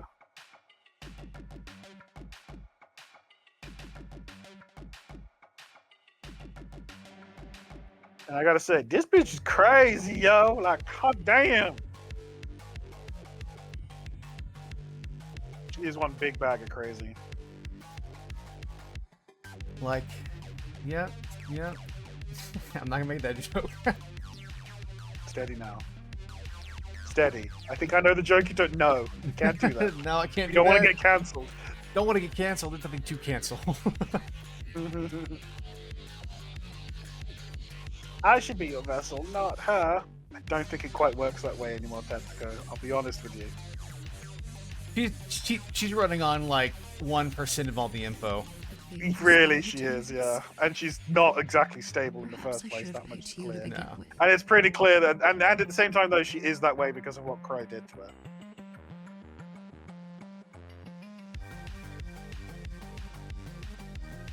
Prove yourself.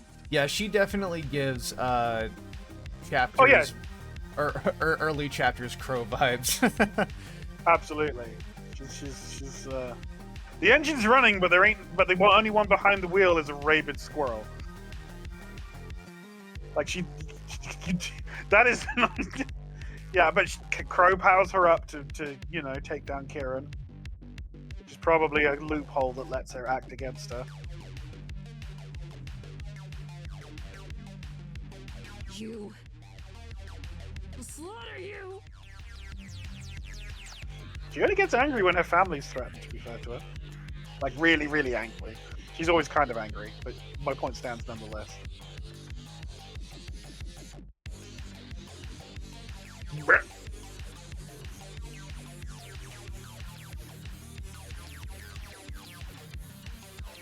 Well, this is just Kieran taking the emotional and physical beating of a lifetime right now.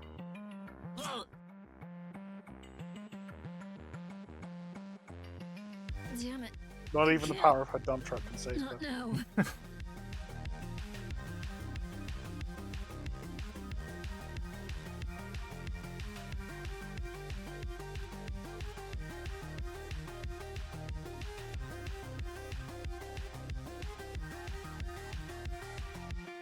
Sarah not really doing much at this point Stop. because Not she now. kind of seems to want to, but Crow is holding her back. Maybe it's hard to Yeah, tell. that's what it seems like to me. Rip and struggle all you'd like.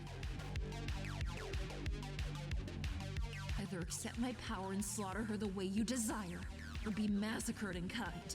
Yeah, she wants her to either die or embrace her power and therefore I will become not just let another you piece ruin of his her. world again. In the sense This that she could probably delusion control of it. independence is over. You are not some separate entity. You are And not this a is gift the- of this is the creation moment. given form. You are my detritus left from a failed venture. Where Kieran is finally forced to accept the truth. Because when even Sarah Don't you see it? says it, There is no Kieran. There never was a Kieran. They lied to you because they didn't want to admit the truth. and I have to say, Crow's right. And worse yet, she knew. Yeah.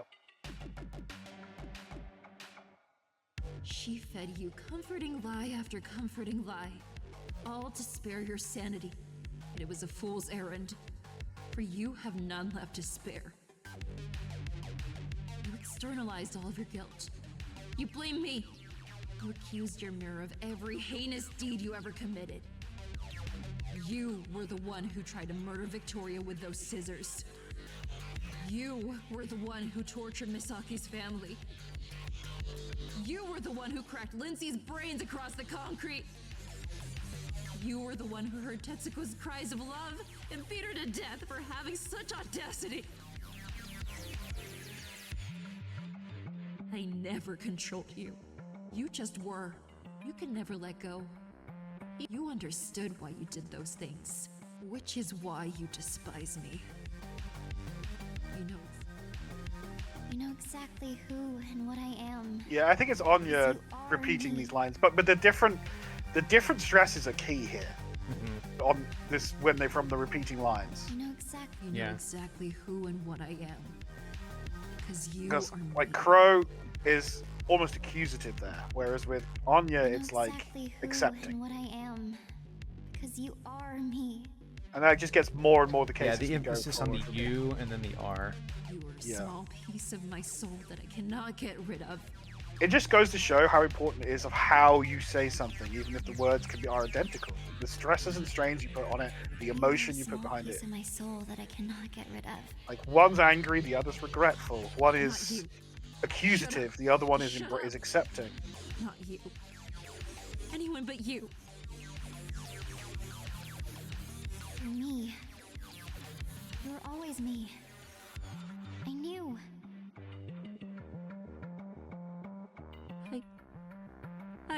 You're me. You were always me. I knew. I knew. I knew I was her. I knew. I learned the truth inside Oxo. I despised myself for it, for knowing what I could become. But I couldn't fight her. I couldn't despise her. Because of you. I'm sorry. I'm sorry. It's my fault. It's all my fault. You shouldn't have had to suffer because of me. I never wanted this. So just to be clear, this is Sarah as Crow speaking right now. Why couldn't That's why they just it's leave us alone? echoed like this. Why wouldn't they just let us be happy? Their pain is from you. Our darling is shattered because of you. Yes, this Crow Everything my blames sisters everything on hated her. me is in you. If you hadn't existed, we could have had him for all eternity. Every drop of blood shed because of his passing is because of you. Yeah, because she dared to love someone else. My only regret is that you And here it is, like this is where it really should, like different emphasis. Like we need to talk about this for a minute. Anya, my only regret is that you had to be me, which is like, I'm sorry for what you're going through. That she feels responsible for Kieran's pain. The far right Crow is the anger, the Crow that we know, all the rage or the anger, the regret. My only regret is that you had to be me. Like she's disgusted by her, she rejects her because she represents so much of what she hates, what she sees as her own failing in the past. Personification of the mistake that was allowing herself to go along with OG's plan. right? That led to the shattering and everything that came after, all of her suffering that came after. And then the one in the middle is the two of them bridged together. My only regret is that you had to be me. It's that it was almost like it was kind of inevitable that she had to be. Yeah. That's what that she had to do it. And if we consider Kieran as being very close to the original Crow, as we from before everything that went wrong, that's why she's the true Crow, because she has to exist, because she always did. She did it back then. Anya is the ideal, Crow is the degradation, and the one in the middle, the Crow Yarg in the middle, who is the combination of the two, is the inevitability of the reality put together. Right? If you roughly follow what I'm saying. But the different stresses they put on it represent their different perspectives and how they are different parts of the same being. It's not that central Crow is like, I don't know if she's another part of Crow or like another separate part, or whether she's just a symbolic combination. That's not clear. To me, it's symbolic. I don't feel like I would guess that it is symbolic, especially as if you consider it symbolic and then you consider that part to be the part that that is taken in and becomes true Crow with Kieran. Because she has a lot of similarities. Like maybe the part even that's hovering over Kieran's shoulder and the part to come and what's about to happen. But yeah, Kieran now is forced to confront that she is Crow. She's not just a shard or anything else. She is Crow. Be who you're supposed to be. So that we can give him the world he deserves.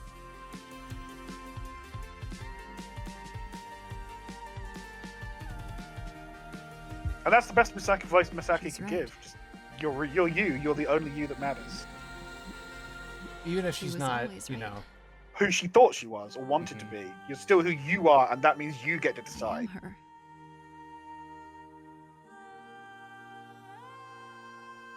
You tried so hard, Misaki.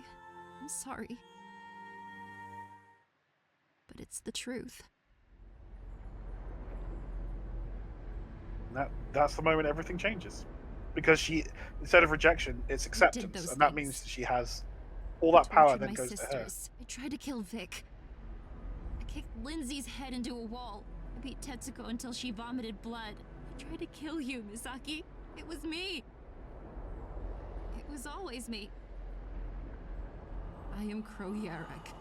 I'm the real Crow Yarek.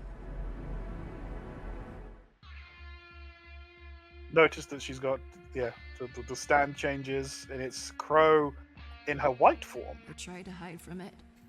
I blamed it all on some imagined I don't know if we're gonna be calling it. Shut up! Shut up! I will stab you. We're gonna move on, but I don't think we're gonna be calling it the white form. It's not true. I took over your body. I chained you up above that pool. All that pain, anguish, and guilt I felt, it was mine. This burning world of misery and power. My heart is in there too. It's is hers. Me, but she accepts that's responsibility what you got wrong. for it. It doesn't belong to you. It belongs to me!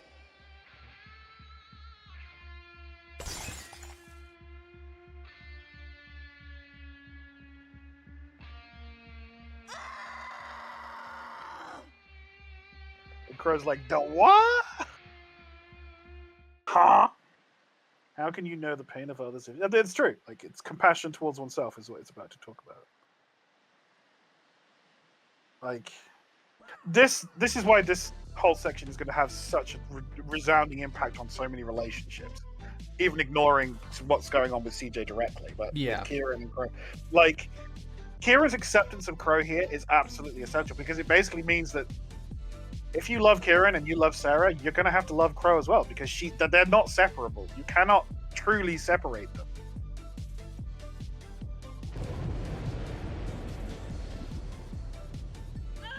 Power up.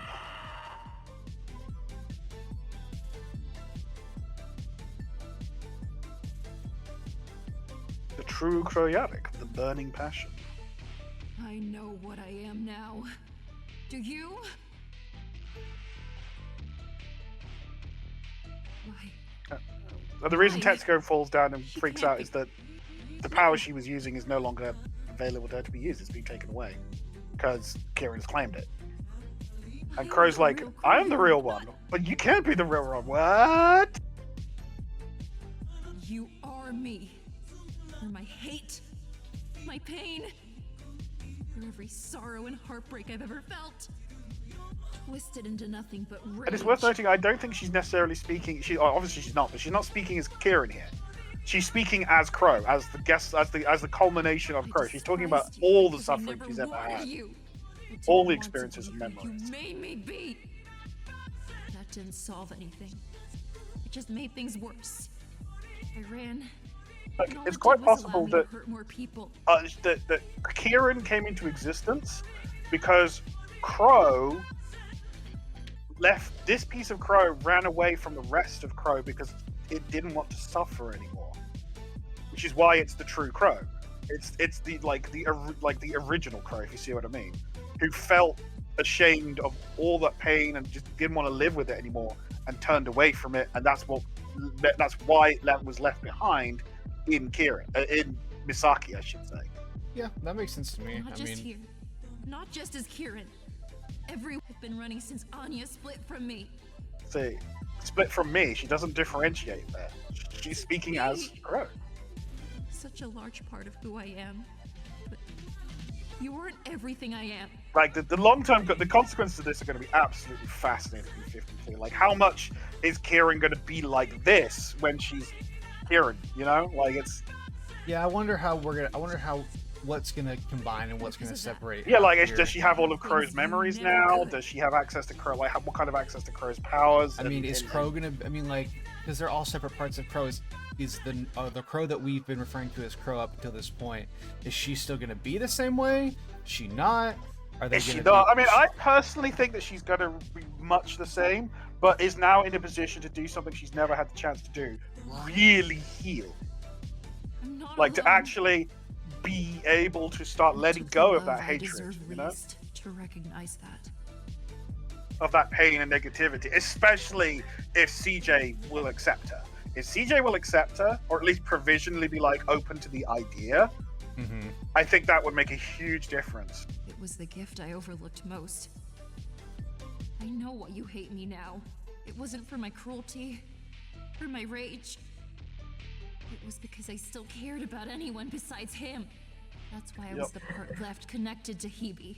Yep. See, this is what I base my theory from with all I've been talking about with why Kieran is special in terms of Crow. That's why you can never be her, and that's why you can't beat me now. And she's got Leia's hairstyle that she gave her. You Look are at that. me. I accept that. I accept you. And this is the one thing that, look, it disarms Crow because she accepts her. She doesn't fight her, she doesn't try to destroy her, she just accepts what she is and takes responsibility. Accept me? It's interesting that this also completely flips the previous power dynamic that she was so afraid of. That she would lose herself to Sarah. Yeah. No. Like, that's not going to be the case anymore because she is the true Crow. She can't, if anything, Sarah's in more danger of losing herself to Kieran, in a sense.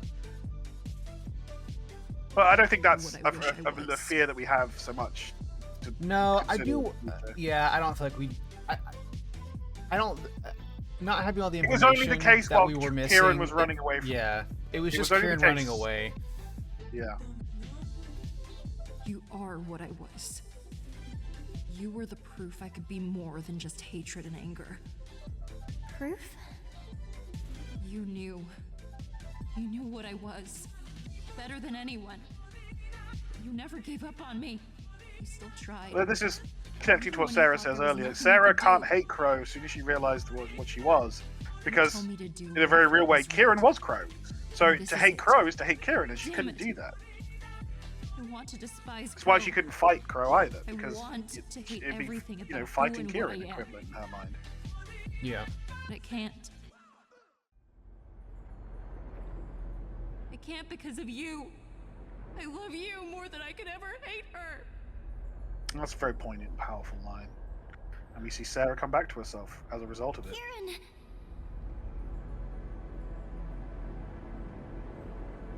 Boom.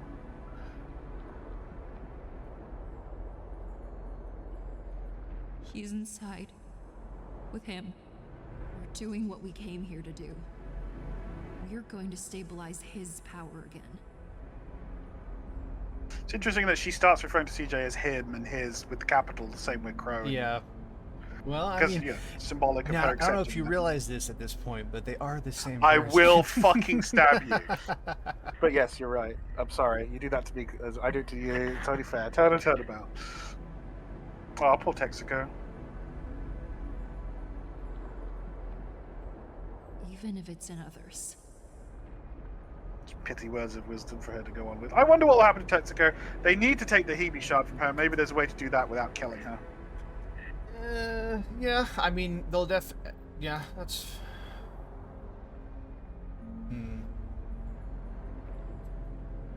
I bet you they could get rid of it from her. It's such a small shard of a shard. I feel like... Right. With the right ritual or approach, I think it's doable.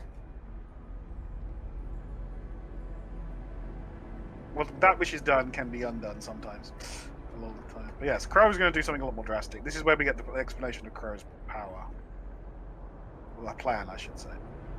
In a bit, where she is planning to give it all away to CJ to save him. But Kieran now is demonstrating that she has much of Crow's knowledge. Like, she understands spiritual stuff she had no fucking clue about before. So as long as she's in this form, she presumably has access to Crow's techniques and knowledge. At least to some degree.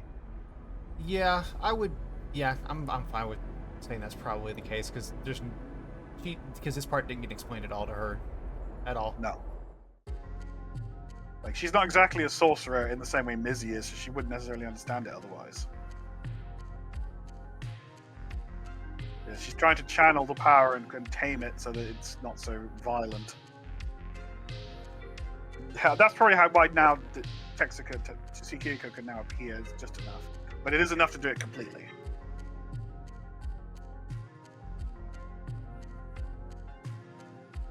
This is angel on the shoulder, devil on the other. Right, moment. because they didn't kill Lindsay and they didn't kill what's her name? Tetsuko. Because so now they're failing here. Because they don't have enough of the Heap Shard to channel this power through effectively. Such a shame that Grandpa is going to be like, you should have fucking done it, and now look what's going to happen, you're going to fail, and then he's going to be like, the one thing I didn't want to happen is about to happen.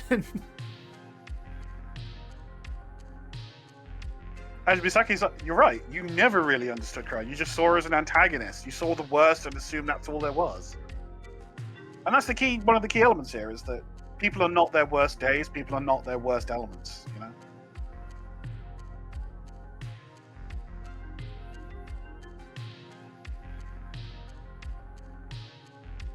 He wouldn't, and she wouldn't. She wouldn't, I assume, referring to Sarah. I think there. Sarah, yeah, it has to be. Yeah, 'cause and there's no he's other- obviously CJ. Yeah. But technically, this.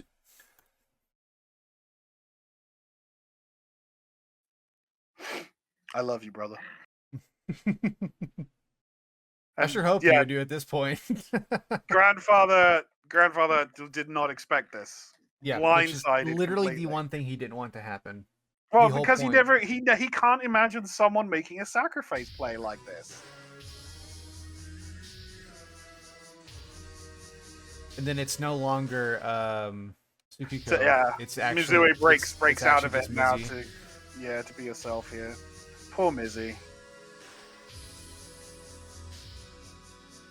Yeah, the moment Kay walked in here, she was basically dead. Yeah, she knew. Yeah, absolutely. I understand. I get it. I understand the point you're making. Just stop. And he's like, no. Yeah, this was why. What's the point? I did this Yeah. all Well, to make sure that or you was and she all just the his grandkids conscious survive. was this his conscious rationalization for all he did? I mean, they aren't mutually exclusive. Like I genuinely believe he loved Kane. I genuinely believe that at least he did it in part for her. But it's not a coincidence in terms of how all of his plans required him to be the central piece around which everything revolved. And his ultimate plan was to literally become a god. Because sure, that was the only recourse he had, I'm sure.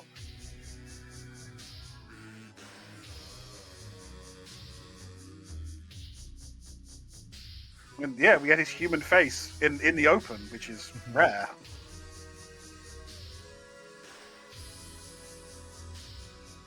Yeah, he did die to prove it. You know, it's not something done lightly. And Lizzie's just, slow.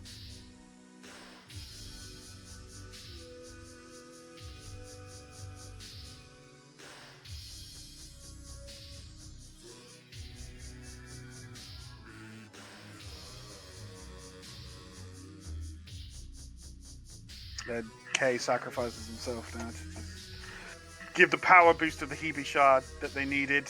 Because presumably her Hebe power now is in Misaki, and therefore Kieran can use it to balance things.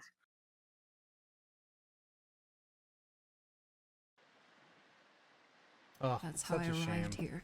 But It is not unexpected. but an earned one. That's the yes, key thing. If you want I would agree as well. If you want to kill a character, if you want it to be something more than a cheap gimmick, you have to earn the sacrifice. You have to earn what happens. And That's how I knew this Kay was absolutely the world I earned was her meant to be at. move. A cry of But yeah, this is a loss key and love line. for the A cry of exact loss same and love for the soul same soul I was for. looking for. So this show proves that Rebecca crying out for Jacob and Cameron at this moment is what echoed across time and Soul space for and beacon. the other Shining side across all of itself time and space. to draw Crow. So we now have the answers to Was why the same Crow pain I felt managed to be when I drawn lost to you. this world in time to be a part of And the events only despite entity not that being could a have goddess. possibly made it. Mm-hmm. Yeah, makes Was sense me. too. And this part, Yeah. very interesting, of course. No. Yeah. No. Rebecca, this is the day Rebecca lost Jacob and Cameron. The It day can't she be. runs out, she feels them die, probably through I her still connection, Feel him. He's but here. she can still feel He's Jacob. Out there. Because what she's probably feeling right now is probably CJ. What? And then this is the Fae coming up. I think it's this one of these Fae is a big part of what is Sarah at this point, and then she joins with it, or maybe they draw her out. I'm not 100% clear. It may get explained in the future.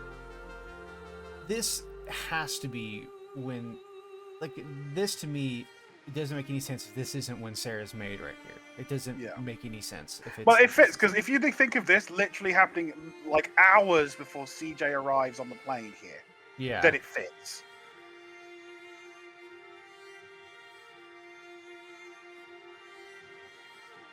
Right, because we don't. Maybe these Fae waited for this to happen with Rebecca. They were drawn here, and they waited for this to happen because the timeline's a little. Chance. I've never paid attention to the dates, but this is one of those instances where it's actually important. Yeah. We don't know. So my guess is that Rebecca or some part of Rebecca comes out, joins with the Fae, and that becomes the Sarah we know. That's what I think. It does make sense for them to call her, Anya. Yeah. Without it, yeah. You be the one to bring our creator here. We knew, but you won't. That's the key line there. We knew, but you won't know. You have a part to play that we will never witness, except we will. There are no happy endings because nothing ever really ends. Very important line there. And I see, there you go. This is who you are. And then Sarah fades in, and it's Rebecca looking at Sarah, Sarah looking at Rebecca. This is what you'll become. This is what you always were. Yeah. Yeah. And then she stares at her, and they stare him? back.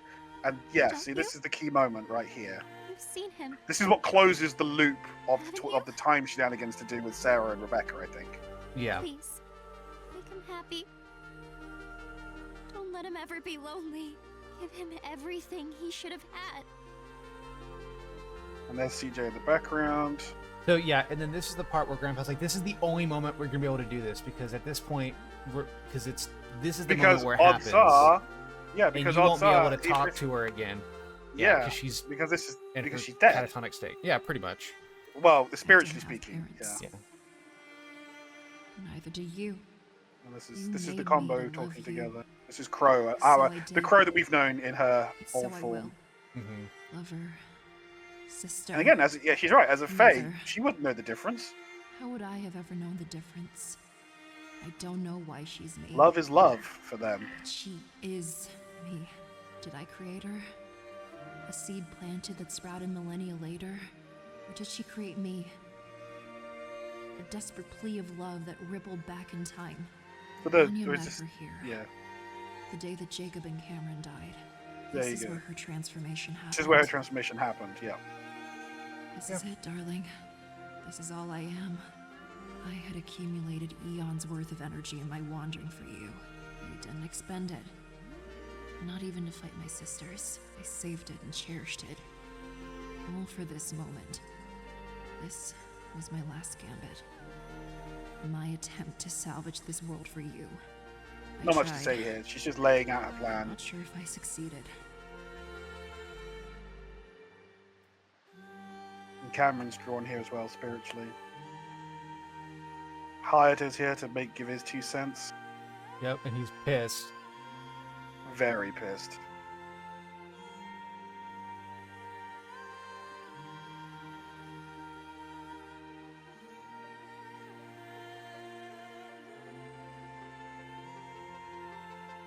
I think the key thing here is that Cameron doesn't accept him as his son, but I suspect that if Rebecca was around, could pass what was going on, Yeah. that she would actually accept would. CJ. She would. I think she would.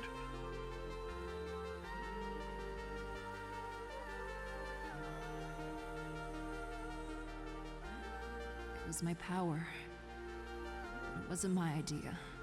Yeah, this is really interesting. This wasn't actually Crow's plan. It was Sarah's plan. It was me, Aniki.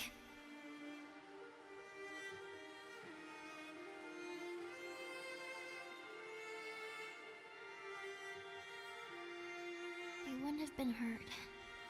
Because you wouldn't have hurt them. I wanted to live a long, long life with you. I wanted to see you grow strong, wise, and gentle. But if that was ever in danger, Crew and I agreed. All that power we have, we would give it to you. All of us.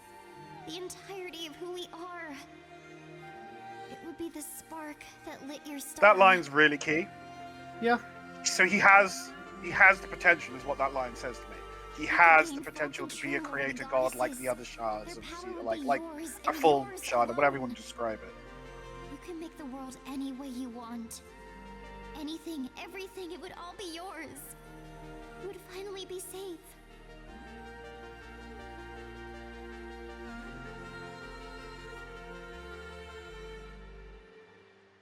And Grandpa being like, with all the knowledge that he has, it's like, yeah, okay, but also the planet will die if you do that. But then Sarah's response is, well, you can just make it again. But it's interesting, Right, he doesn't say that. All he cares about is that she dies in that scenario.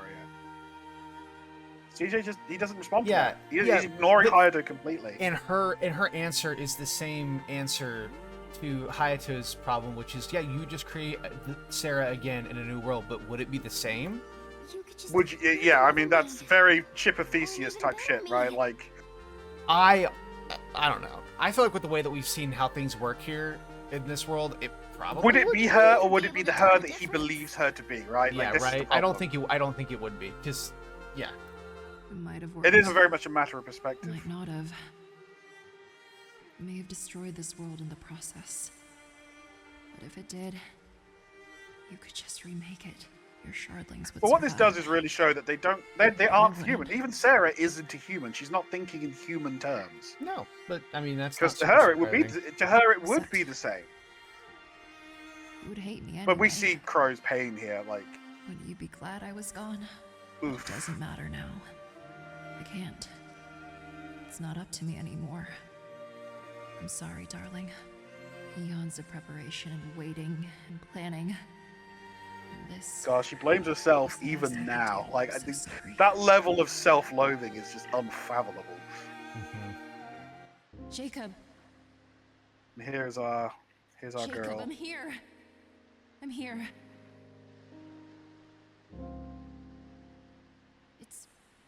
me, Jacob.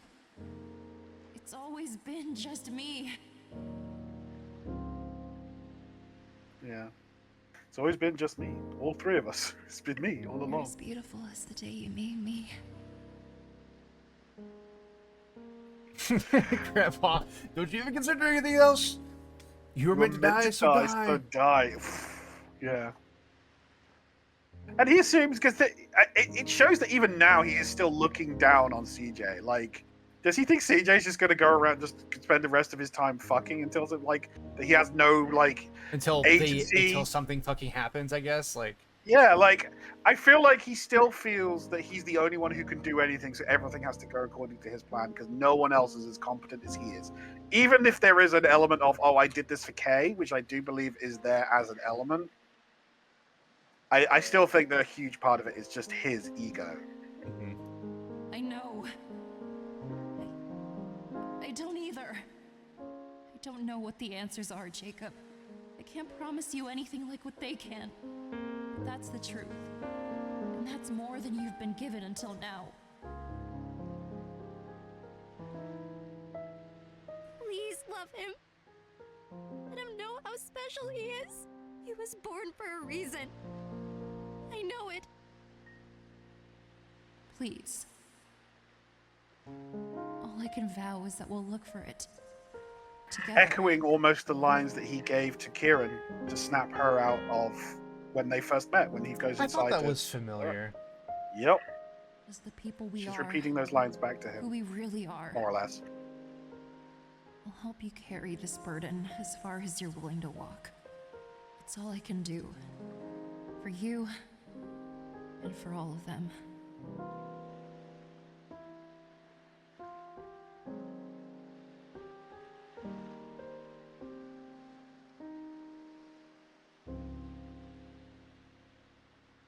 I wish I was more. I wish I was a dragon beneath the ocean waves. Poor Crow. You don't need to do anything else. Just take one step with me.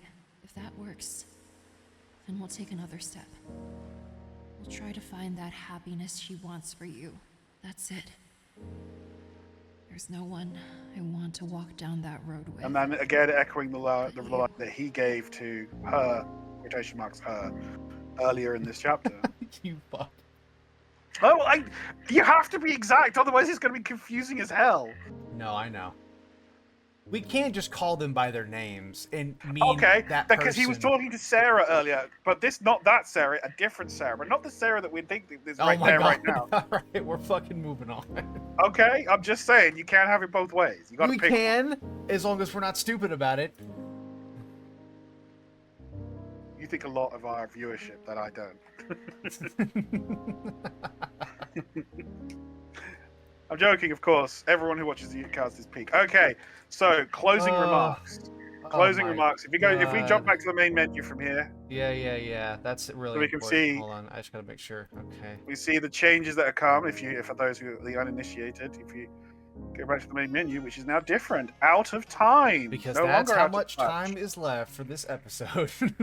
Yes. Well, I mean, unless there's anything you want to raise, I mean, like, there's a lot. We've talked a lot about consequences in earlier, so we don't like tack on too much on the end here. But suffice it to say, it's so. I mean, it's crazy how much it's impactful. I know there was a lot of anxiety. I felt it. Techno felt it. Others I've spoken to have felt it as well. There was a lot of anxiety around 50-51 about how much would change. I just want to be on the record for saying that I think this was just right. This nailed it. Sure. There was a huge amount of impact there. and a huge amount of change, but none of it felt unearned. None of it felt like a cheap shot. No. No one was willy-nilly sacrificed. There wasn't any ass pulls. I was super happy. Everything that happened, I was really anxious coming up to these last two chapters, and I was like, I don't understand how this is gonna happen. Everything fit in perfectly. It really did fit. Honestly, I couldn't be happier. This is the consequence of just a ridiculous level of planning. If you have things planned out so thoroughly, this is the kind of payoff you get, where everything fits and everything makes sense. It's just. But now we're still left with more questions, as ever. For sure. We're I left mentioned with this what role is earlier. Jacob? What role is Jacob going to play going forward? As in child CJ. What is CJ going to do? Who is he going to be? What's going to go down with Vic and Mizzy, Yeah, with what both are of them we- suffering such body blows in this chapter? Jamie's about to pull MVP status for a little bit. I can just guarantee yeah, it. I feel like she's going to be really stepping up to the plate to try and help him. Along with Kieran as well. I feel Yeah, like. I mean, how's Kieran going to pass? Like, is she now going to hold on to all the, like, does she have Crow's memories now, or at least parts of them when she's in Yeah, her just logistically human speaking, state? there's a lot of things like that you know. And Yeah, another thing we haven't talked about is Grandpa gone now? Like, I don't mean nothing happened to him at the end of this. Does he leave? I think he might well leave, but I think he's definitely going to still be around because he's going to carry I think it's highly likely that he will carry a grudge towards the gang for Kay's sacrifice, or maybe even CJ personally. Yeah, I definitely see it as possible. I just, at this point, like, this was it. I don't think there was anything else after this. You know, this was supposed to be the this was supposed to be the final plan. From him, Yeah, from Hayato. Well, the thing is that now I think he might start taking a more reactive role. He might start reacting to what the gang is doing, because I feel like the gang's going to be far more But we don't. proactive. We've been now. told that Grandpa isn't the main antagonist. No, and he wasn't even in this. Really, he wasn't either. I mean, realistically, I don't even think Grandpa was trying to be intentionally malicious, like, through the majority of it. I think I still hold the theory that he genuinely, even if it was the worst way you could have gone about it, pretty much, did actually care about the things that he said he cared about. Yeah, even if his thing was also, I'm a god, by the way. Yeah. Yeah, no, don't get me wrong. Like, do not get me wrong about Hayato. I believe he was genuine in his motivations.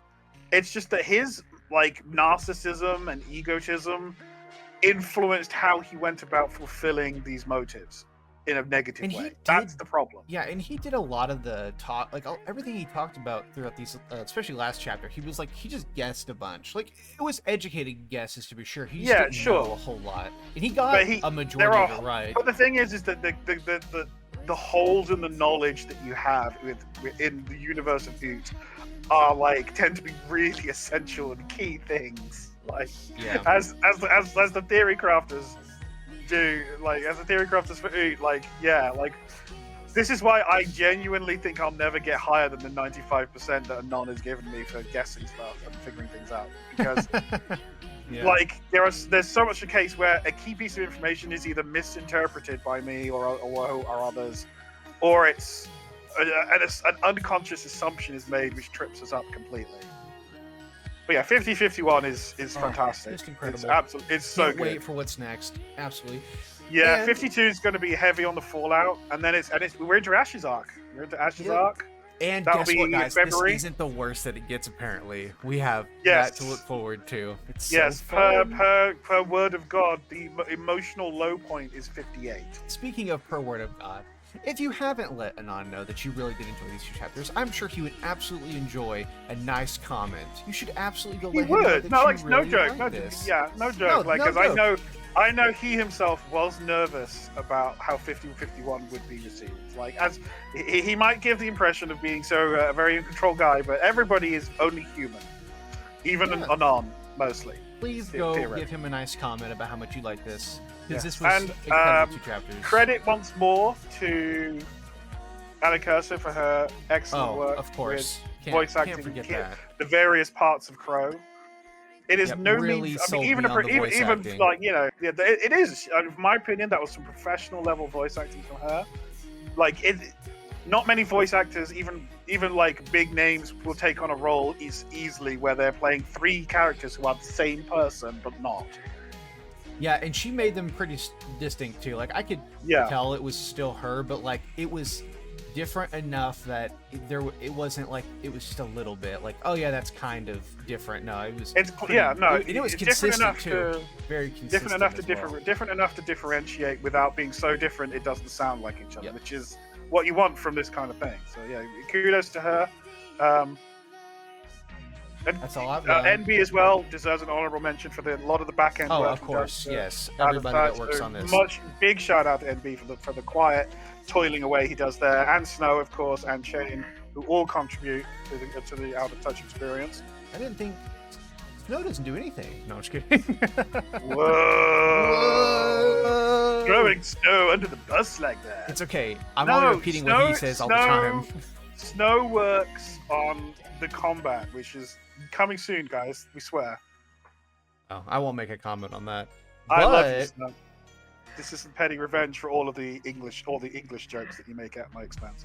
that's so true. I- All right, I- ladies and I'm- gentlemen. Yes, Thank goodbye, you so ladies and much gentlemen. for This the is a end fairly of short episode. 51. Yep. No, you're wrong. This was over 2 hours long. God, it doesn't feel like that long. That's good though. But yes, Yep. enjoy and look forward to it. We will see you again with 52. If you have thoughts, as I'm sure some of you do, feel free to Yes, hit of us up course, in the please. Dubsingtons or public spoilers. And If any of you aren't scared, you can DM me too, because you know that if you say something dumb, I will let you know. Unlike Rayze, who's a lot nicer than I am. So I'm just, I'm leaving that door open. yeah, but if you want to be reamed out, Techno's here for you. Absolutely. That's why I'm here. That's absolutely. I appreciate Thank it. y'all We are the so we are the much. yin and the yang between the two of us. That's But right. yes, good. Have a good night, everyone. Have a good day, everyone, ladies and gentlemen, and we will see you again next time. All right. See y'all.